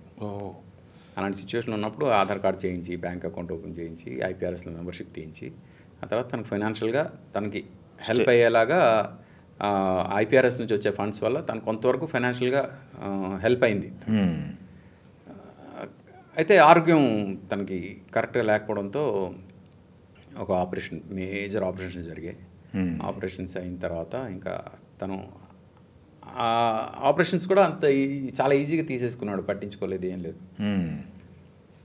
అయితే నేను ఇవన్నీ ఎందుకు చెప్తున్నానంటే, చెప్పండి సార్, ఇప్పుడు ఆయన గురించి ఎన్ని బ్యాడ్ న్యూస్లు వచ్చాయి మనకి. అవును, మనం ఫీల్ అయ్యాం, ఆయన ఎక్కడ ఫీల్ అవ్వలే. మీరు గమనిస్తే ఆయన ఎక్కడ కూడా గిల్ట్ ఫీల్ అవ్వడం కానీ, ఇది తప్పు జరిగింది, నా వల్ల ఇది జరిగిందని కానీ ఎక్కడ ఫీల్ అవ్వలేదు. అలాగే ఆయనకి అంత పెద్ద హెల్త్ ఇష్యూ వచ్చినా, ఆ హెల్త్ ఇష్యూ వచ్చిన వాళ్ళు ఎవరైనా చాలా పెయిన్ ఫీల్ అవుతారు. ఆయన అసలు ఎక్కడ పెయిన్ ఫీల్ అవ్వలేదు, మామూలుగానే ఉన్నాడు మనిషి. ఓకే. షుగర్ లెవెల్స్ ఎక్కువ డ్రాప్ అయ్యి ఇలాగ అయ్యి మొత్తానికి ఫైనల్గా ఆయన హీ హ్యాస్ టు గో, అతను ఇదైంది. ఆయన చనిపోయిన తర్వాత నాకు అర్థమైంది అసలు విషయం ఏంటండి. ఆయన ఏకాదశి నాడు చనిపోయాడు, ద్వాదశి నాడు ఆయన దహనం చేశాం. మామూలుగా ఏకాదశి మరణం, ద్వాదశ దహనం అంటారు మన హిందూయిజంలో. అది మోక్షానికి మార్గం అంట. అంటే ఆయన గురించి ఇంత బ్యాడ్ విన్నాము, ఆయనకి మోక్షం ఎలా వచ్చిందబ్బా అని ఒక్కసారి మాట్లాడితే, యాక్చువల్గా ఆయన కోమాలోకి వెళ్ళాడు కొన్ని నెలలు. వెళ్ళినప్పుడు బహుశా ఆయన కర్మ అంతా కూడా, అంటే ప్రారంభ కర్మ అంటారు కదా, ముందు జన్మలో వచ్చిన కర్మ అంతా కూడా చూసుకున్నాడు. ఆయన చూసుకుని ఆ కర్మ అంతటినీ ఆయన, దీన్ని నేను కర్మక్షయ చేయాలంటే నాకు బాకీ ఉన్న వాళ్ళందరి దగ్గర నుంచి నేను తీసేసుకోవాలి, నేను బాకీ ఉన్న వాళ్ళందరికీ నేను ఇచ్చేయాలి, ఏదో ఒక రకంగా నేను బ్యాలెన్స్ చేసేయాలి ఈ లైఫ్ని, అప్పుడే నాకు మోక్షం వస్తుందని అనే ఒక జర్నీ ఆయన స్టార్ట్ చేశాడని నా ఫీలింగ్. ఓకే. ఆ జర్నీలోనే తను ఎవరికైతే బాకీ ఉన్నాడో వాళ్ళకి ఏదో ఒక రకంగా తను ఎలా ఉపయోగపడ్డాడు. అది చాలామందికి తెలియకపోవచ్చు. బట్ ఎవరెవరైతే తనకు బాకీ ఉన్నారో, పోయిన జన్మలోనో అంతకుముందు జన్మలో ఈ జన్మలో ఏదో రకంగా వాళ్ళ నుంచి ఎలా వసూలు చేయాలో చేసేసాడు. అది వాళ్ళ పాయింట్ ఆఫ్ వ్యూలో మోసం అవ్వచ్చు, బట్ కర్మక్షయ పాయింట్ ఆఫ్ వ్యూలో అతను కర్మక్షయ చేయించుకున్నాడని నా ఫీలింగ్. ఓకే. అలాగే ఎలాంటి ఇవి లేకుండా, బ్యాలెన్స్ లేకుండా జీరో బ్యాలెన్స్తో ఆ మోక్షానికి ఆ రోజు ఇదే ఓకే కాలం చేశాడు. కరెక్ట్గా అదే తిథిలో 3 సంవత్సరాల క్రితం సీతారామ శాస్త్రి గారు కూడా కాలం చేశారు, సేమ్ తిథి. ఆయనది కూడా ఏకాదశి మరణం, ద్వాదశ దహనం. ఆయన గురించి మాకు ముందే తెలుసు, శాస్త్రి గారి గురించి ఏంటంటే ఈయనది ఇదే లాస్ట్ జన్మ, దీని తర్వాత ఈయనకి మోక్షం అని. అంటే మాకు కొన్ని మాట్లాడుతున్నప్పుడు కానీ దీనివల్ల సంకేతాలు అదే తిథిలో ఈయన కూడా ఇదే శిష్యుడు, ప్రియ శిష్యుడు ఇతను. అంటే గురువుగారి మోక్షం ఏదైతే ఉందో ఆ మోక్షాన్ని ఇతను కూడా ఆ మార్గం తీసుకున్నాడు. ఆ కర్మక్షయ చేసుకోవడం కోసం ఇవన్నీ చేశాడు, ఈ మనకి తప్పులుగా కనిపిస్తున్న అవన్నీ చేశాడు. అందుకే ఆయన ఎక్కడ గిల్ట్ ఫీల్ అవ్వలేదు అని నేను ఫీల్ అవుతున్నాను. ఓకే. అంటే నేను ఒక ఫ్రెండ్గా నాకు అర్థమైన విషయం ఇది. అందుకు ఆ కర్మక్షయలో భాగంగా ఇవన్నీ చేశాడు కాబట్టి ఆయన గురించి ఎవరైనా బ్యాడ్గా ఫీల్ అవుతున్నా లెట్స్ ఎక్స్క్యూజ్ హిమ్ అని నేను. ఓకే, చాలా మామూలు విషయం కాదండి ఇంతలా అర్థం చేసుకోవటం ఒక వ్యక్తిని అనేది. అని నాకు అర్థమైంది. అదే అర్థం చేసుకోవటం అంత జర్నీ ఉంది కాబట్టి ఇంత అర్థమైంది నాకు తెలిసి అయితే. ఇప్పుడు మనకి ఆర్పి పట్నాయక్ గారు యాక్టింగ్లోకి వెళ్ళిపోయారు, డైరెక్షన్లోకి వెళ్ళిపోయారు, మ్యూజిక్ చేయట్లేదేమో, మనం అప్రోచ్ అయితే ఎలా అనే పరిస్థితిలో మ్యూజిక్ నేను చేస్తాను, నేను ఓపెన్ అని చెప్పేసి మీరు ఎప్పుడన్నా బయట చెప్పిన సందర్భాలు ఉన్నాయా? యాక్చువల్లీ నేను అంటే నాకు నచ్చే కాన్సెప్ట్ వచ్చినప్పుడు డెఫినెట్గా చేస్తాను నేను. అంటే నా దగ్గరికి ఇప్పటికీ వచ్చి అడుగుతుంటారు మ్యూజిక్ చేయండి అని. ఓకే. నాకు ఆ కథ నచ్చదు, లేకపోతే ఆ బ్యానర్ నచ్చదు, లేకపోతే డైరెక్టర్ నచ్చకపోవచ్చు, లేకపోతే హీరో నచ్చకపోవచ్చు, ఇలాగ ఏవో ఫ్యాక్టర్ వల్ల నేను అవి ఒప్పుకోలేకపోతున్నాను. ఓకే. అన్నీ నచ్చితే డెఫినెట్గా చేస్తాను నేను, అదేం లేదు. అలాగా అంటే నేనేమి లేదు నేను చేయను ఇలా లేను. అదే మ్యూజిక్ కానీ నేను చేస్తే డెఫినెట్గా నా ఒక కాంట్రిబ్యూషన్ అక్కడ కనిపించాలి కదా, కనిపించేలాగా ఆ సినిమా ఉండాలి. అది మినిమం జడ్జ్మెంట్ నాకు ఒకటి ఉంది. ఆ జడ్జ్మెంట్ పాయింట్ ఆఫ్ వ్యూలో ఏదో ఒప్పుకోవాలి ఏదో ఒప్పుకోకూడదని చూసినప్పుడు వచ్చిన వాటిలో ఎక్కువ ఒప్పుకోకూడదనే లాంటి ప్రాజెక్ట్సే వస్తున్నాయి. ఒప్పుకోవాలని ప్రాజెక్ట్స్ వచ్చినప్పుడు డెఫినెట్గా చేస్తాం. ఇప్పుడు కమర్షియల్ ఫందా ఒకటి నడుస్తుంది, అసలు సంబంధం లేదు. ఆ సినిమా ఏం డిమాండ్ చేస్తే అది చేయాలంతే. నేను అప్పుడు వచ్చాను, అప్పుడు కమర్షియల్ ప్యాటర్న్ నడుస్తుంది. అవును. నేను వచ్చి ఆ కమర్షియల్ ప్యాటర్న్ ఏమైనా నేను ఫాలో అయ్యానా చెప్పండి? అవును, నేనేం ఫాలో అవ్వలేదు కదా. ఆ సినిమా ఏం డిమాండ్ చేసింది అది ఇచ్చాను. ఇప్పుడు కూడా నా దగ్గరికి ఎవరైనా వస్తే వాళ్ళు తెచ్చిన సినిమా ఏం డిమాండ్ చేస్తుందో అది చేస్తాను అంతే. అంతేగాని ఇప్పుడు పలానా ట్రెండ్ నడుస్తుంది దాన్ని బట్టి మీరు చేయండి అంటే లేదు. ఆ ట్రెండ్ ఈ సినిమాకి 100% ఇవ్వకపోవచ్చు, బట్ ఈ సినిమా 100% ఏం డిమాండ్ చేస్తుందో అదైతే నేను ఇస్తాను. ఓకే, అదే నా ట్రెండ్. ఇంకొకటి అంటే మీరు పనిచేసినటువంటి డైరెక్టర్స్ విషయానికి వచ్చినట్టయితే చాలామందితో వర్క్ చేశారు. నాకు తెలిసి నెంబర్ ఆఫ్ డైరెక్టర్స్ ఎక్కువగా తేజ గారితో వర్క్ చేశారు కదా. తేజ గారు, వినాయక్ గారు, వినాయక్ గారే కదా, వినాయక్, ఆదిత్య, చాలామంది డైరెక్టర్స్తో పనిచేశారు. దశరథ్. ఎస్, డైరెక్టర్స్ దగ్గర మీరు కండిషన్స్ మీరు పెట్టేవాళ్ళ, డైరెక్టర్స్ నాకు ఇలా కావాలని వాళ్ళు చెప్పేవాళ్ళ, నాకు ఫ్రీడమ్ ఇచ్చానని మీరు ఫ్రీడమ్ ఇచ్చేవాళ్ళ మీకు డైరెక్టర్స్ మొత్తం ఫ్రీ? నాకు ఎక్కువ ఫ్రీడమ్ తేజ గారి దగ్గర ఉండేది. అంతేనా? అంటే ఆయన ఏంటంటే ఒక టెక్నీషియన్కి ఆయన ఇచ్చే రెస్పెక్ట్ ఎవరెవరు. ఒక టెక్నీషియన్కి ఒకటి అప్పచెప్తే ఇది 100% అతని బాధ్యత, అతను చేసుకోవాలి అన్నట్టు ఆ ఫ్రీడమ్ ఉండేది. ఓకే, ఆ ఫ్రీడమ్ ఆయన ఇచ్చారు కాబట్టి నాకు అంత బాగా అద్భుతాలు వచ్చినాయంట, వర్క్స్ వచ్చాయని నా ఫీలింగ్. ఎందుకంటే రెస్పాన్సిబుల్గా ఫీల్ అవుతాం. భుజాల మీద కరెక్షన్స్ ఎప్పుడు చెప్పరా ఆయన? చాలా తక్కువ, చాలా తక్కువ, హార్డ్లీ ఉంటుంది కరెక్షన్. ఓకే, ఎక్కువ ఫ్రీడమ్ ఇచ్చేది తేజ గారు, ఎక్కువ పట్టుకొని తనకు కావాల్సింది మాత్రమే చేయించుకున్న వ్యక్తి మీతో? అలా కూడా చెప్పడం కష్టం. అంతేనా? ఇది పలానా ఇది అంటే నాకున్న అడ్వాంటేజ్ అంటే ఇప్పుడు బి గోపాల్ గారు ఉన్నారు. అవును. బి గోపాల్ గారు మామూలుగా ఒక సిచ్యువేషన్కి చాలా ఆల్టర్నేటివ్స్ అడుగుతారని విన్నాను నేను. కానీ ఫ్రాంక్గా చెప్తున్నాను, నేను అల్లరి రాముడు సినిమాకి 6 సిచ్యువేషన్కి 7 సాంగ్స్ ఇచ్చా అంతే, 7 ట్యూన్స్ ఇచ్చా. తర్వాత అల్లరి రాముడు కోసం అని కాదు, కానీ ఇవన్నీ అయిపోయిన తర్వాత మామూలుగా ఇంకొక ట్యూన్ సరదాగా వినిపిస్తే అది ఇంద్రాలో వాడాం. ఓ అవునా, ఇంద్రాలో వాడింది. అది ఏ పాట సార్? అది ఒక్క పాట, ఆ ఒక్క పాటే కదా మీరు చేసిన ఇంద్రాకి? అయ్యయ్యో పాట. ఓ ఎక్సలెంట్, అది ఇప్పటికీ నిలిచిపోయిన పాట అది, చిరంజీవి గారిది. అల్లరి రాముడు విషయానికి వచ్చినట్టయితే అది రీమేక్ చేయాలనే ఆలోచన ఎవరు సార్? అది గోపాల్ గారిది. ఆకుచాటు పిందాచి బి గోపాల్ గారు. అప్పటికే పెద్ద హిట్ పాట కదా, ఏమైనా ఛాలెంజ్ ఏమనిపించలేదా? ఈజీగా చేస్తారు అది? అంటే ఫ్రాంక్గా ఛాలెంజ్ అండి. అంటే ఆల్రెడీ హిట్ అయిన సాంగ్స్ మనం చేయకూడదు, పట్టుకోకూడదు నా ఉద్దేశం. అంటే కొన్ని సందర్భాల్లో మనం కొన్ని డైరెక్టర్ స్టేజ్ వల్ల లేకపోతే ప్రొడ్యూసర్ ఫోర్స్ వల్ల ఫ్యాన్స్ ఎంజాయ్ చేస్తారని మనం చేయాల్సి వస్తుంది. కానీ నాకైతే మన బ్రెయిన్ ఉంది కదా, మనం చేయొచ్చు కదా అనే ఫీలింగ్లోనే ఉంటా. రీమేక్ చేసింది అది ఒకటేనా, ఇంకేమైనా చేశారు రీమిక్స్లు? రీమిక్స్ అంటే రీమిక్స్ ఇంకొక సాంగ్ ఏదో చేసినట్టు గుర్తు, but I don't want to recollect them. Okay, ఎందుకంటే అవి నాది కాదు అది. అదే. ఓకే, అయితే ఇప్పుడు భగవద్గీత చేశారు, తర్వాత రామాయణం, భారతం, ఈ 2 కూడా చదివానని చెప్పారు చిన్నప్పుడే. But different opinions different versions ఉన్నాయి మన ఇండియాలో. వాటి పరిస్థితి ఏంటి? నెక్స్ట్ చేయబోయే ప్రాజెక్టులు అవేనా? వాటిపైన కూడా ఏమన్నా రీసెర్చ్ చేస్తా? అంటే ఫ్రాంక్గా నాకు ఫుడ్ పెట్టేది సినిమా వదిలి ఏం చేయను. కాకపోతే సినిమాతో పాటు ప్యారలల్గా నేను ఇవి నా బాధ్యతగా చేస్తున్నా. అంటే మా అమ్మ నాన్న నాకు ఒక పేరు పెట్టారు కదా, నాకు ఒక లైఫ్ ఇచ్చారు, అలాగే నాకు ఒక కల్చర్ ఇచ్చారు.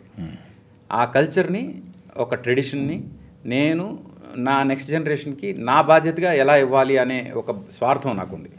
ఆ స్వార్థంతోనే నేను మా అమ్మ నాన్నకి ఇచ్చే గౌరవం ఏదైతే ఉందో ఆ గౌరవాన్ని వాళ్ళు నాకు పరిచయం చేసిన ఈ ట్రెడిషన్ని, కల్చర్ని నెక్స్ట్ జనరేషన్స్కి వెళ్ళాలంటే ఈ మాధ్యమం చాలా ఇంపార్టెంట్ నాకు అనిపించింది. ఇప్పుడున్న ఆడియో విజువల్ మీడియంలో ఆల్రెడీ థ్యాంక్ఫుల్లీ మనం ఆడియో విజువల్ మీడియంలో జనంకి దగ్గర అయ్యాం కాబట్టి ఈ మీడియం ద్వారా వాళ్ళకి దగ్గర అవ్వాలనే ఉద్దేశంతో భగవద్గీత చేశాం. దీని తర్వాత రామాయణం చేద్దామని, రామాయణం కూడా వాల్మీకి రామాయణం చేద్దామని. ఓకే. అంటే ఇప్పటివరకు సినిమాల్లో చూసిన రామాయణం వేరు, వాల్మీకి రామాయణం వేరు. Okay. Valmiki Ramayanam is going to B shocking sure. ఎందుకంటే ఒరిజినల్ రామాయణం అది, వాల్మీకి రామాయణం అనేది. ఓకే. అసలు వాల్మీకి రామాయణంలో చాలా విషయాలు మనం సినిమాల్లో చూసిన వాటిలో ఉండదు. అంటే సినిమాల్లో చూసిన ఉన్నవి చాలోటి వాల్మీకి రామాయణంలో లేదు. ఇవన్నీ చెప్పాలి. ఓకే. చెప్పాలి అంటే రామాయణం అంత గొప్పగా రావాలి అన్న ఉద్దేశంతో ఈసారి రామాయణం మాత్రం నేనే రాస్తున్నాను. అవునా? వాల్మీకి రామాయణం నేనే రాస్తున్నాను. అంటే నేను రాయడం అంటే వాల్మీకి రామాయణాన్ని అందరూ తెలిసే వర్షన్ మీరు రాస్తున్నారు. 24,000 శ్లోకాలు ఉన్నాయి అది వాల్మీకి రామాయణం. 500 సర్గలు, 6 కాండలు ఇవి. అయితే 24,000 శ్లోకాలు చెప్తే చాలా పెద్దది అయిపోతాయి. మళ్ళీ ఇప్పుడు యూత్ని టార్గెట్ చేస్తున్నాయి. ఈ యూత్కి ఏది కావాలి అంటే ఇప్పుడు ఒక 10 సెంటెన్స్లో చెప్పేది ఒక సెంటెన్స్లో కూడా చెప్పొచ్చు అర్థం అయితే. ఆ 10 సెంటెన్స్లో చెప్పేదాన్ని ఒక సెంటెన్స్లో ఎలా చెప్పాలనే దాన్ని మీద R&D చేస్తూ నేను మొత్తం రాస్తున్నా. అందుకు ఇది కూడా మొత్తం రామాయణం నాకు తెలిసి 3 అవర్స్లో చెప్పేస్తాను. అవునా? మొత్తం రామాయణం ఉపకథలతో కలిపి. అంటే ఇప్పుడు మీకు దశరథుడు పుత్రకామేష్టి యాగం చేశాడు. ఆ యాగానికి ఋష్యశృంగుడని ఒక మునితో చేయించాలి అని ఒక ఇది ఉంటుంది.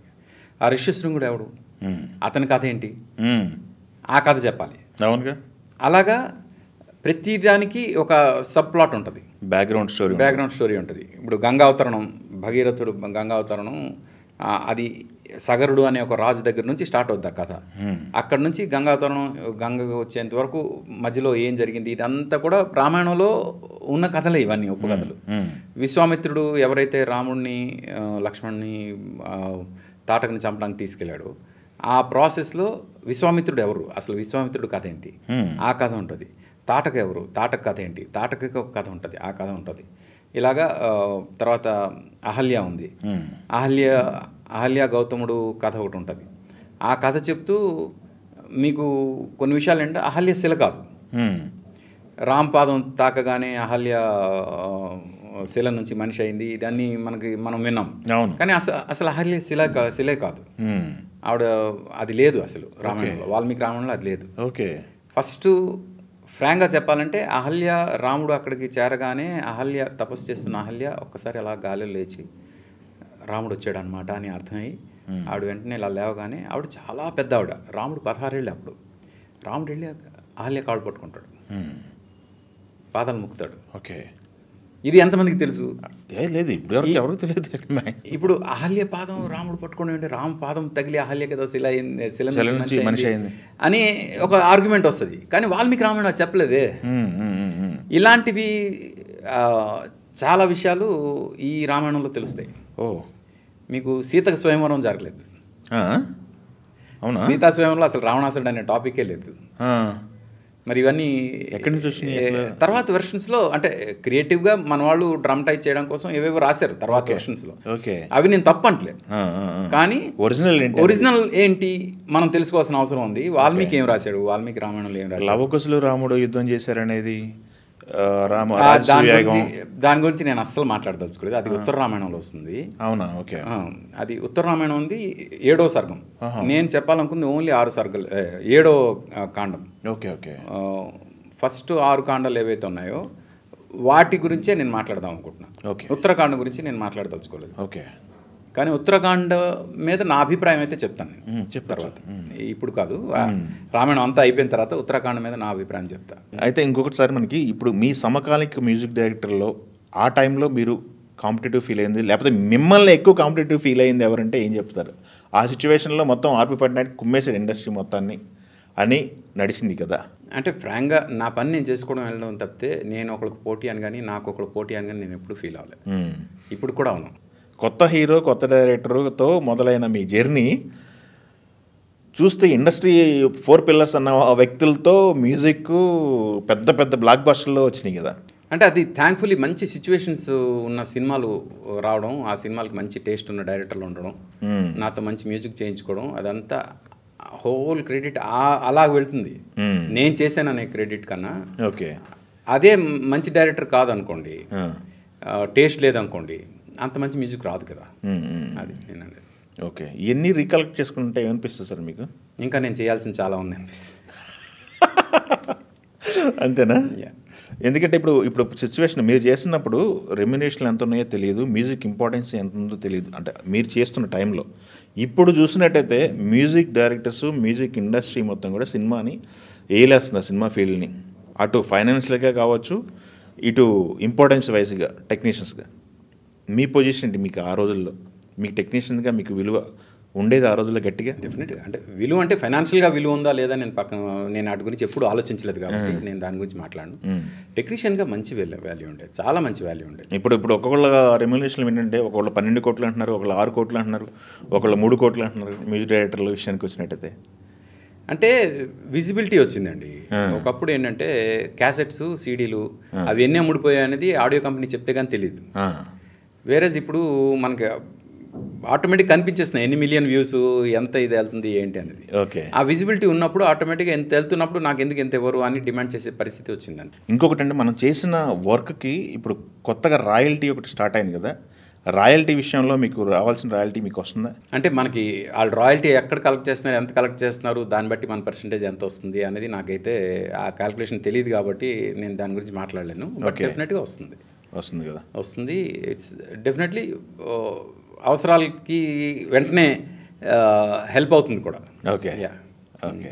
అయితే మీకు మనిషి జీవితానికి అనుభవించదగ్గ అంశాలు భగవద్గీతలో మీ మొత్తం అవగాహన ఉంది కాబట్టి కొన్ని కీలకమైన అంశాలు అంటే ఏం చెప్తారు? మనిషి జీవన విధానానికి అది ఆపాదించుకోవాల్సిన విషయాలు కొన్ని. అంటే ఒకటని లేదు, హీ హాజ్ టచ్డ్ ఎవ్రీథింగ్. ఇది అది అని లేదు. ఆయన భగవద్గీతలో ఆయన టచ్ చేయని ఫీల్డే లేదు. మెయిన్ ఏంటంటే మన ఇవి ఏవైతే ఉన్నాయో, అంటే పంచేంద్రియాలు ఏవైతే ఉన్నాయో, వీటి వల్ల పుట్టే కోరికలు ఏవైతే ఉన్నాయో, వీటి వల్ల వచ్చే కోరికల వల్ల మనకు తెలియకుండా లోభం వస్తుంది. ఓకే, ఆ లోభం వల్ల క్రోధం వస్తుంది. ఇవన్నీ ఇంటర్ కనెక్టెడ్. ఇవన్నీ కూడా మనకి నెగటివ్ ఇవి మన లైఫ్కి. వాటి నుంచి మనం దూరం అవ్వాలంటే ఏం చేయాలి అనే దాని మీద ఎక్కువ డిస్కస్ చేశారు. అందుకు అదే మనం కోపం వచ్చినప్పుడు మనం అవుట్ ఆఫ్ కంట్రోల్ అయిపోతాం. అవుట్ ఆఫ్ కంట్రోల్ అయినప్పుడు మనం ఏం మాట్లాడుతున్నామో తెలియదు, మనం ఏం చేస్తామో తెలియదు. అలాంటి పరిస్థితి వచ్చినప్పుడు మనకు తెలియకుండా మనం ఎక్కడికో అంటే దారి తప్పేస్తాం. ఒక కర్మ జరిగిపోద్ది, అట్లా ఒక దారి జరిగిపోద్ది. ఇలా జరగకుండా ఉండాలంటే కోపాన్ని కంట్రోల్ చేసుకోవాలి. కోపాన్ని కంట్రోల్ చేసుకోవాలంటే ఏం చేయాలి?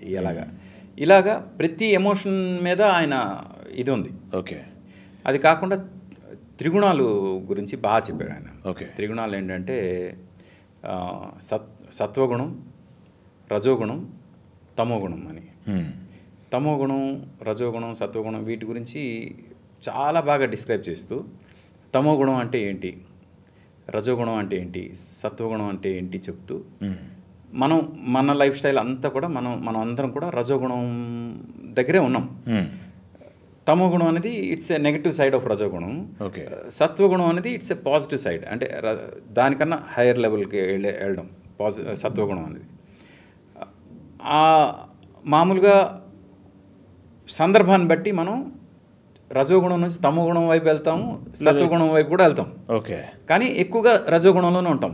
ఓకే, కానీ భగవద్గీత ఏం చెప్తుందంటే సత్వగుణంలో ఉండడానికి ప్రయత్నం చేస్తూ ఒక పాయింట్ వచ్చిన ఈ 3 గుణాలకి అతీతంగా బతికే ప్రయత్నం చేయడం అనేది అల్టిమేట్ థింగ్ అని. ఓకే.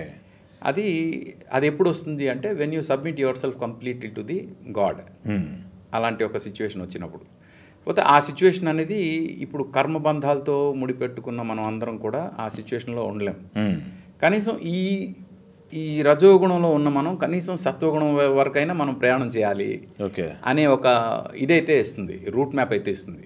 అది ఆఫ్ కోర్స్ అది ఎప్పుడు ఏ స్టేజ్లో వస్తుంది, మనిషికి ఏ స్టేజ్లో వస్తుంది? ఫ్యామిలీ రిలేషన్స్లో అన్నిట్లో ఉన్నాడు కదా బంధాలని పెట్టుకొని, అది ఏ స్టేజ్ వరకు రీచ్ అవ్వచ్చు?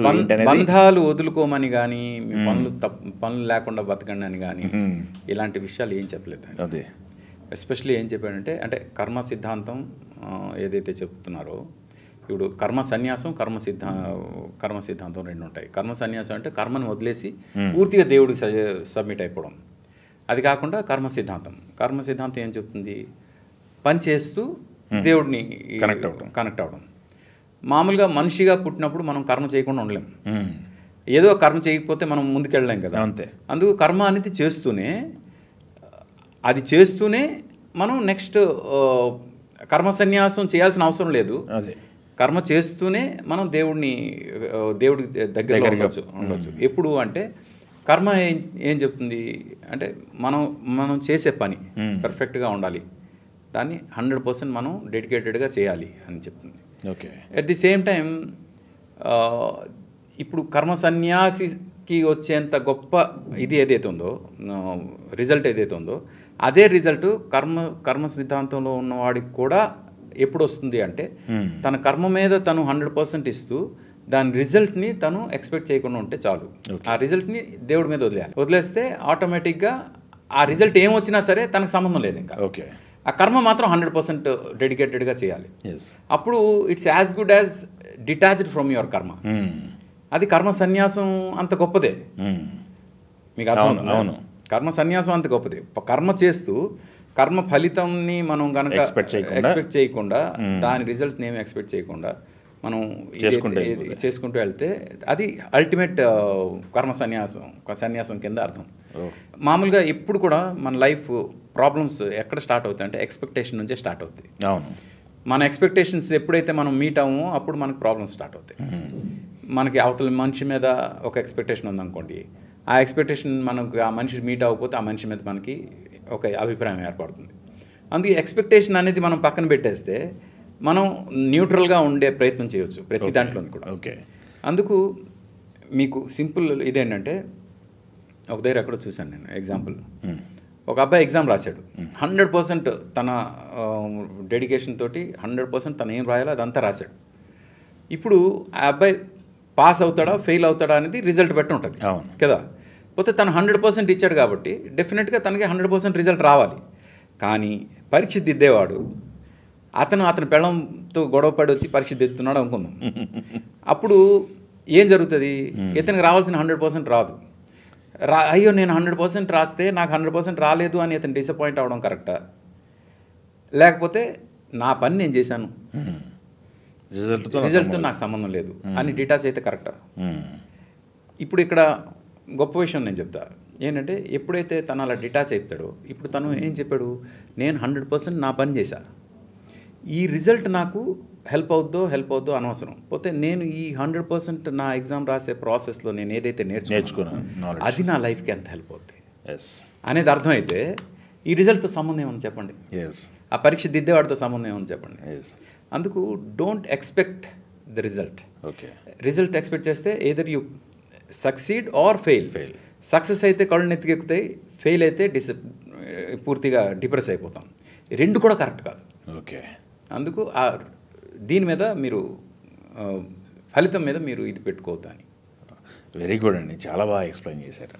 ఇంకొకటి సార్, మనకి మీరు మ్యూజిక్ చేయటమే కాకుండా సింగర్గా కొంతమంది మ్యూజిక్ డైరెక్టర్ దగ్గర కొన్ని పాటలు పాడారు కదా.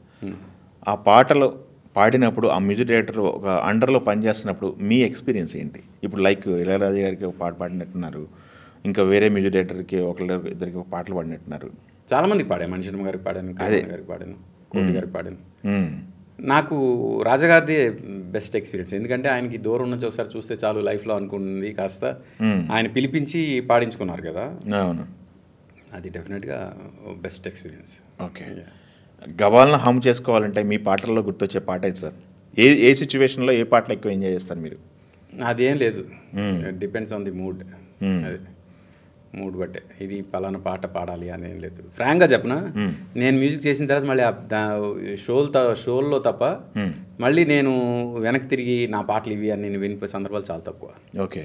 షోల్లో అంటే ఇప్పుడు టాపిక్ వచ్చింది కాబట్టి మ్యూజిక్ షోలు కూడా ఇప్పుడు విపరీతమైన పేమెంట్లు ఇస్తున్నారు. మ్యూజిక్ షోలు కూడా ఎవర్ గ్రీన్, మీరు లైవ్లో అట్లా కనిపిస్తున్నారు ప్రతి ఇంట్లో కూడా, ప్రతి మ్యూజిక్ డైరెక్టర్ కావచ్చు, రైటర్ కావచ్చు, సింగర్స్ కావచ్చు. మీరు మ్యూజిక్ షోల వైపు కాన్సన్ట్రేషన్ ఎందుకు చేయలేకపోయారు? లేదా మిమ్మల్ని అప్రోచ్ అయ్యారా, లేదా మీరు రిజెక్ట్ చేశారా? టీవీ షోస్ ఎలా ఉంటాయంటే ఎవరు యాక్టివ్గా ఉన్నారో వాళ్ళతోనే ఎక్కువగా ఇది చేస్తారు. ఓకే. నేను ప్రస్తుతం యాక్టివ్ అయితే మళ్ళీ ఆటోమేటిక్ నేను ఉంటాను. ఓకే. నా జడ్జిమెంట్ కోసం ప్రోగ్రాంలు చూసిన వాళ్ళు చాలామంది ఉన్నారు. అవును. అందుకు ఆ పాయింట్ ఆఫ్ వ్యూలో చూసుకుంటే డెఫినెట్గా నేను అంటే నేనుంటే టీవీ షోలో దానికంటూ ఒక ఆడియన్స్ ఉంటారు.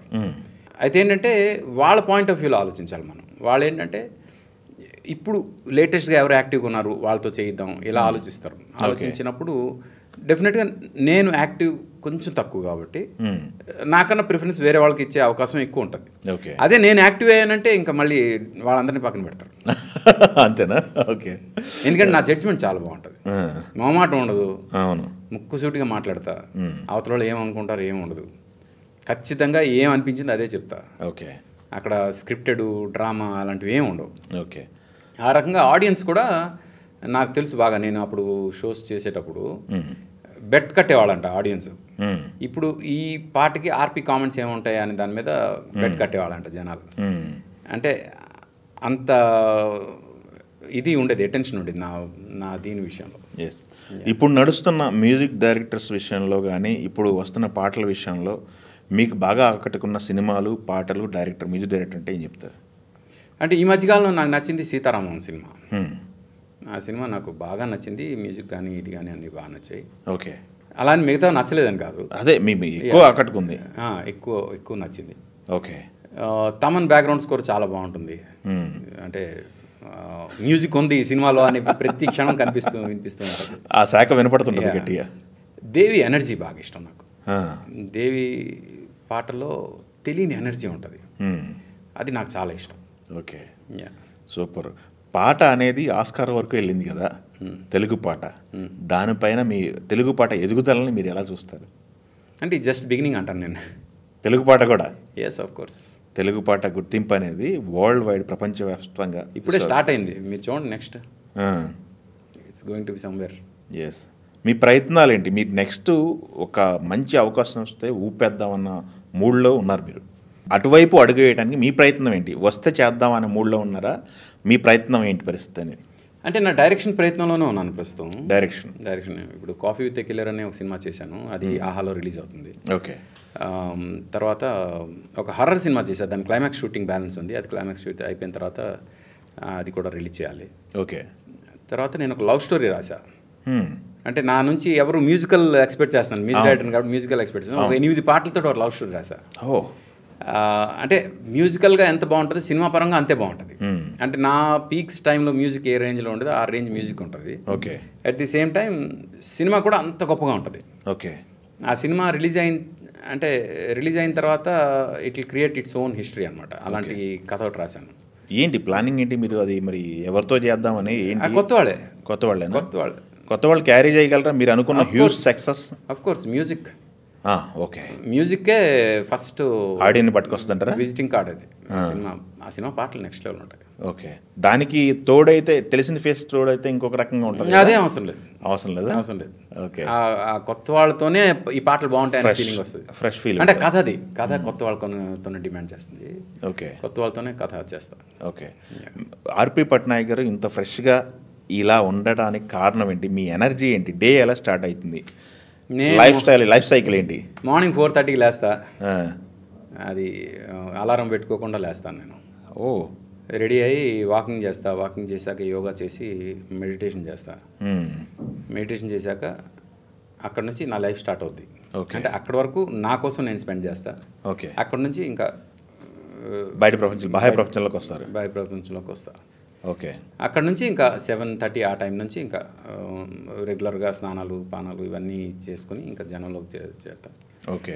10:30కి ఎట్టి పరిస్థితులు నిద్రపోతా నైట్. ఓకే. మనసులో ఒకటి బయట ఒకటి ఉండదు.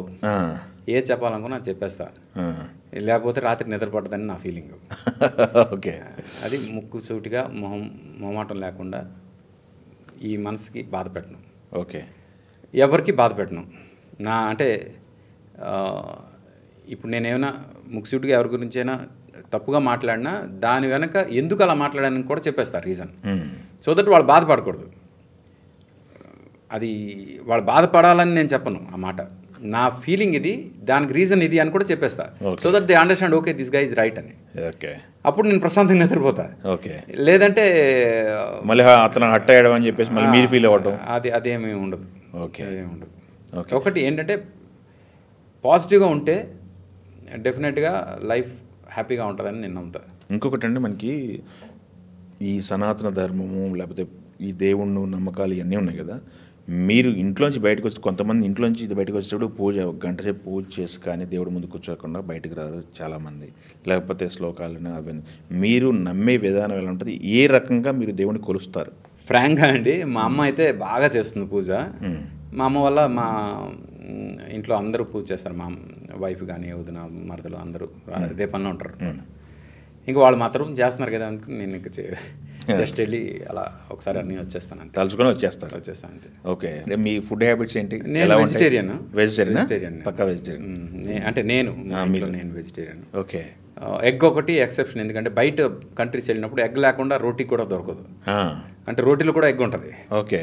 అందుకు నేను తిన్ను అంటే తప్పు అయిపోద్ది కాబట్టి ఎగ్ అనేది ఎక్సెప్షన్. ఎక్కడికైనా ఇప్పుడు యూరోప్ లాంటి ప్లేసులకి వెళ్తే మీకు ఏమీ దొరకదు, కనీసం ఆమ్లెట్ అయినా తినాల్సి వస్తుంది. ఓకే. అందుకే ఎగ్ ఒకటి exception. Okay. Otherwise I'm vegetarian. Okay. ఇప్పుడు మీరు వేరే కంట్రీస్ వెళ్ళినప్పుడు ప్రోగ్రామ్స్ ఇవ్వడానికి వెళ్తుంటారు కదా, ఆ ప్రోగ్రామ్స్కి ఇవ్వడానికి వెళ్ళినప్పుడు అక్కడ సిచ్యువేషన్ ఎలా ఉంటుంది? మీకు లభించే హాస్పిటాలిటీ రిసీవ్ చేసుకునే విధానం దానికి సంబంధించి ఎలా ఉంటుంది సార్? అది ఎన్ని కంట్రీస్ తిరిగారు ఇప్పటి వరకు? కౌంట్ చేయలేదు. బట్ ఎక్కడికి వెళ్ళినా మన తెలుగు వాళ్ళు ఉంటారండి. తెలుగు వాళ్ళు ఆర్గనైజర్స్ వాళ్ళు ఎయిర్పోర్ట్లో రిసీవ్ చేసుకున్న దగ్గర నుంచి మళ్ళీ డ్రాప్ చేసేంత వరకు ఎంత బాగా చూసుకుంటారంటే ప్రతి ఒక్కరి గురించి ఒక్కొక్క కథ చెప్పొచ్చు, అంత బాగా చూసుకుంటారు. ఎక్కడ కూడా ఇల్ ట్రీట్మెంట్ కానీ ఏదో ఇది కానీ అలాంటివి ఎప్పుడు నేను చూడలేదు. నా వరకు ఎప్పుడు నేను చూడలేదు. ఓకే. అండ్ మేము వచ్చేసిన తర్వాత కూడా వాళ్ళు మాతో టచ్లో ఉండడానికి ఎక్కువ ఇష్టపడతారు. అంత బాగుంటుంది. అంటే నేను కూడా అంతే దీనిగా ఉంటాను. అంటే ఎక్కడ కూడా నేను ఒక సెలబ్రిటీను, నేను ఎలాగే మెయింటైన్ చేస్తాను, నేను ఎలా ఉంటాను, మీరు నా దగ్గర ఎలా ఉండాలి, ఇలాంటివి ఎప్పుడు నేను బిహేవ్ చేయను. వాళ్ళు మనకి ఆతిథ్యం ఇస్తున్నప్పుడు వాళ్ళకి మనం అంతే రెస్పెక్ట్ ఇవ్వాలని నేను నమ్ముతాను. అలాగే నేను ఉంటాను. ఓకే. డిమాండ్స్ ఏమి ఉండవు. ఈరోజు నా కోసం ఇది వండి పెట్టండి, ఇలా చేయండి, ఇవి చేయండి, అవి చేయండి, ఇలాంటివి ఏమి ఉండవు. పలానా హోటల్లో నేను ఉంటాను, అక్కడైతే నేను వస్తాను, ఇలాంటివి కూడా ఉండవు. అవును, ఎక్కువ వినపడుతుంటాయి కొంతమంది అలా చేశారు ఇలా చేశారని. నా వైపు నుంచి అలాంటివి ఏమి ఉండవు. వాళ్ళు కూడా అలాంటివి ఏమి నా నుంచి అంటే చూడలేదు కాబట్టి నేను ప్రాబ్లం ఏమి ఉండదు. ఓకే. ఇంకొకటి అండి, మనకి మీరు ఈ జర్నీలో మ్యూజికల్ జర్నీలో మీరు పాడించిన సింగర్స్ ఉంటారు. ఎందుకంటే మీరు పాడించిన సింగర్స్లో చాలామంది బిగ్ సింగర్స్ ఉన్నారు. బాలు గారు దగ్గర నుంచి చూసుకుంటే మీరు కాకుండా ఉన్నారు. అలా మీకు దగ్గరైన సింగర్స్, బాగా ఇష్టమైన సింగర్స్ అంటే మీ గొంతు తర్వాత ఇష్టపడే గొంతు అంటే నా గొంతు తర్వాత కాదు, తర్వాత అని కాదు, నా గొంతు కన్నా ముందు ఎప్పటికీ బాలుగారే. అంతేనా? బాలుగారు వాయిస్ 1 to 100 అయితే ఆ 101 నుంచి ఇంకెవరున్నారని మనం మాట్లాడాలి. ఓకే. అది దాని తర్వాత అదే అంటే నేను పాడించిన వాళ్ళ గురించి అంతే. దాని తర్వాత అంటే ఇప్పుడు జనరేషన్లో ఇప్పుడున్న వాళ్ళు మాత్రం నాకు అనురాగ్ కుల్కర్ణి అన్న, శ్రీకృష్ణ అన్న చాలా ఇష్టం. ఓకే. వీళ్ళ వాయిస్లు బాగుంటాయి, చాలా బాగుంటాయి. ఓకే. మీరు మీ దగ్గర నుంచి వచ్చిన ప్రోడక్ట్, నా ప్రోడక్ట్ ఇదని చెప్పుకోవటానికి పేర్లు ఎవరన్నా చెప్పమంటే ఏం చెప్తారు? చాలామంది ఉన్నారండి, చాలామంది. అంటే నేను ఒక 25 సింగర్స్ని పరిచయం చేశారా? ఓకే. కార్తీక్ ఉన్నాడు కదా, అవును. తను ఫస్ట్ తమిళ్ చేస్తున్నప్పుడు తనకి ఫస్ట్ సోలో పాడించింది నేనే. ఓకే. కార్తీక్. ఓకే. అలాగే కౌసల్య, మల్లి, నిహాలు, రవివర్మ, సాందీపు, వేణు, అవును, ఉషా నేను పరిచయం చేయలేదు, కానీ ఉషా ట్రావెల్ ఎక్కువ ఉంది. అవును, కాంబినేషన్లో పాటలు ఎక్కువ ఉన్నాయి కదా. ట్రావెల్ ఎక్కువ ఉంది. ఇలాగా అంటే చాలామంది, అంటే it's a very big list. Yes yes yes. ఆ టైంలో చక్రి నేను ఇక అదే పనిలో ఉండేవాళ్ళం. అవును, న్యూ టాలెంట్ని ఎంకరేజ్ చేసేవాళ్ళు. చేసేవాళ్ళం. ఓకే, ఆల్ ది బెస్ట్ అండి. మీరు అనుకున్నది అనుకున్నట్టు జరగాలని, థ్యాంక్ యూ. భగవద్గీతతో పాటు భాగవతం, రామాయణం కూడా అందరికీ అందుబాటులో తీసుకురావాలని, అలానే సినిమా పరంగా కూడా మీరు అనుకున్న బిగినింగ్ హ్యూజ్ లెవెల్లో జరగాలని కోరుకుంటూ, డెఫినెట్గా ప్లానింగ్ అయితే ఉంది. అందరు విషెస్ తోటి it's going to be very big thing. All the best అండి. Thank you very much. Thank you.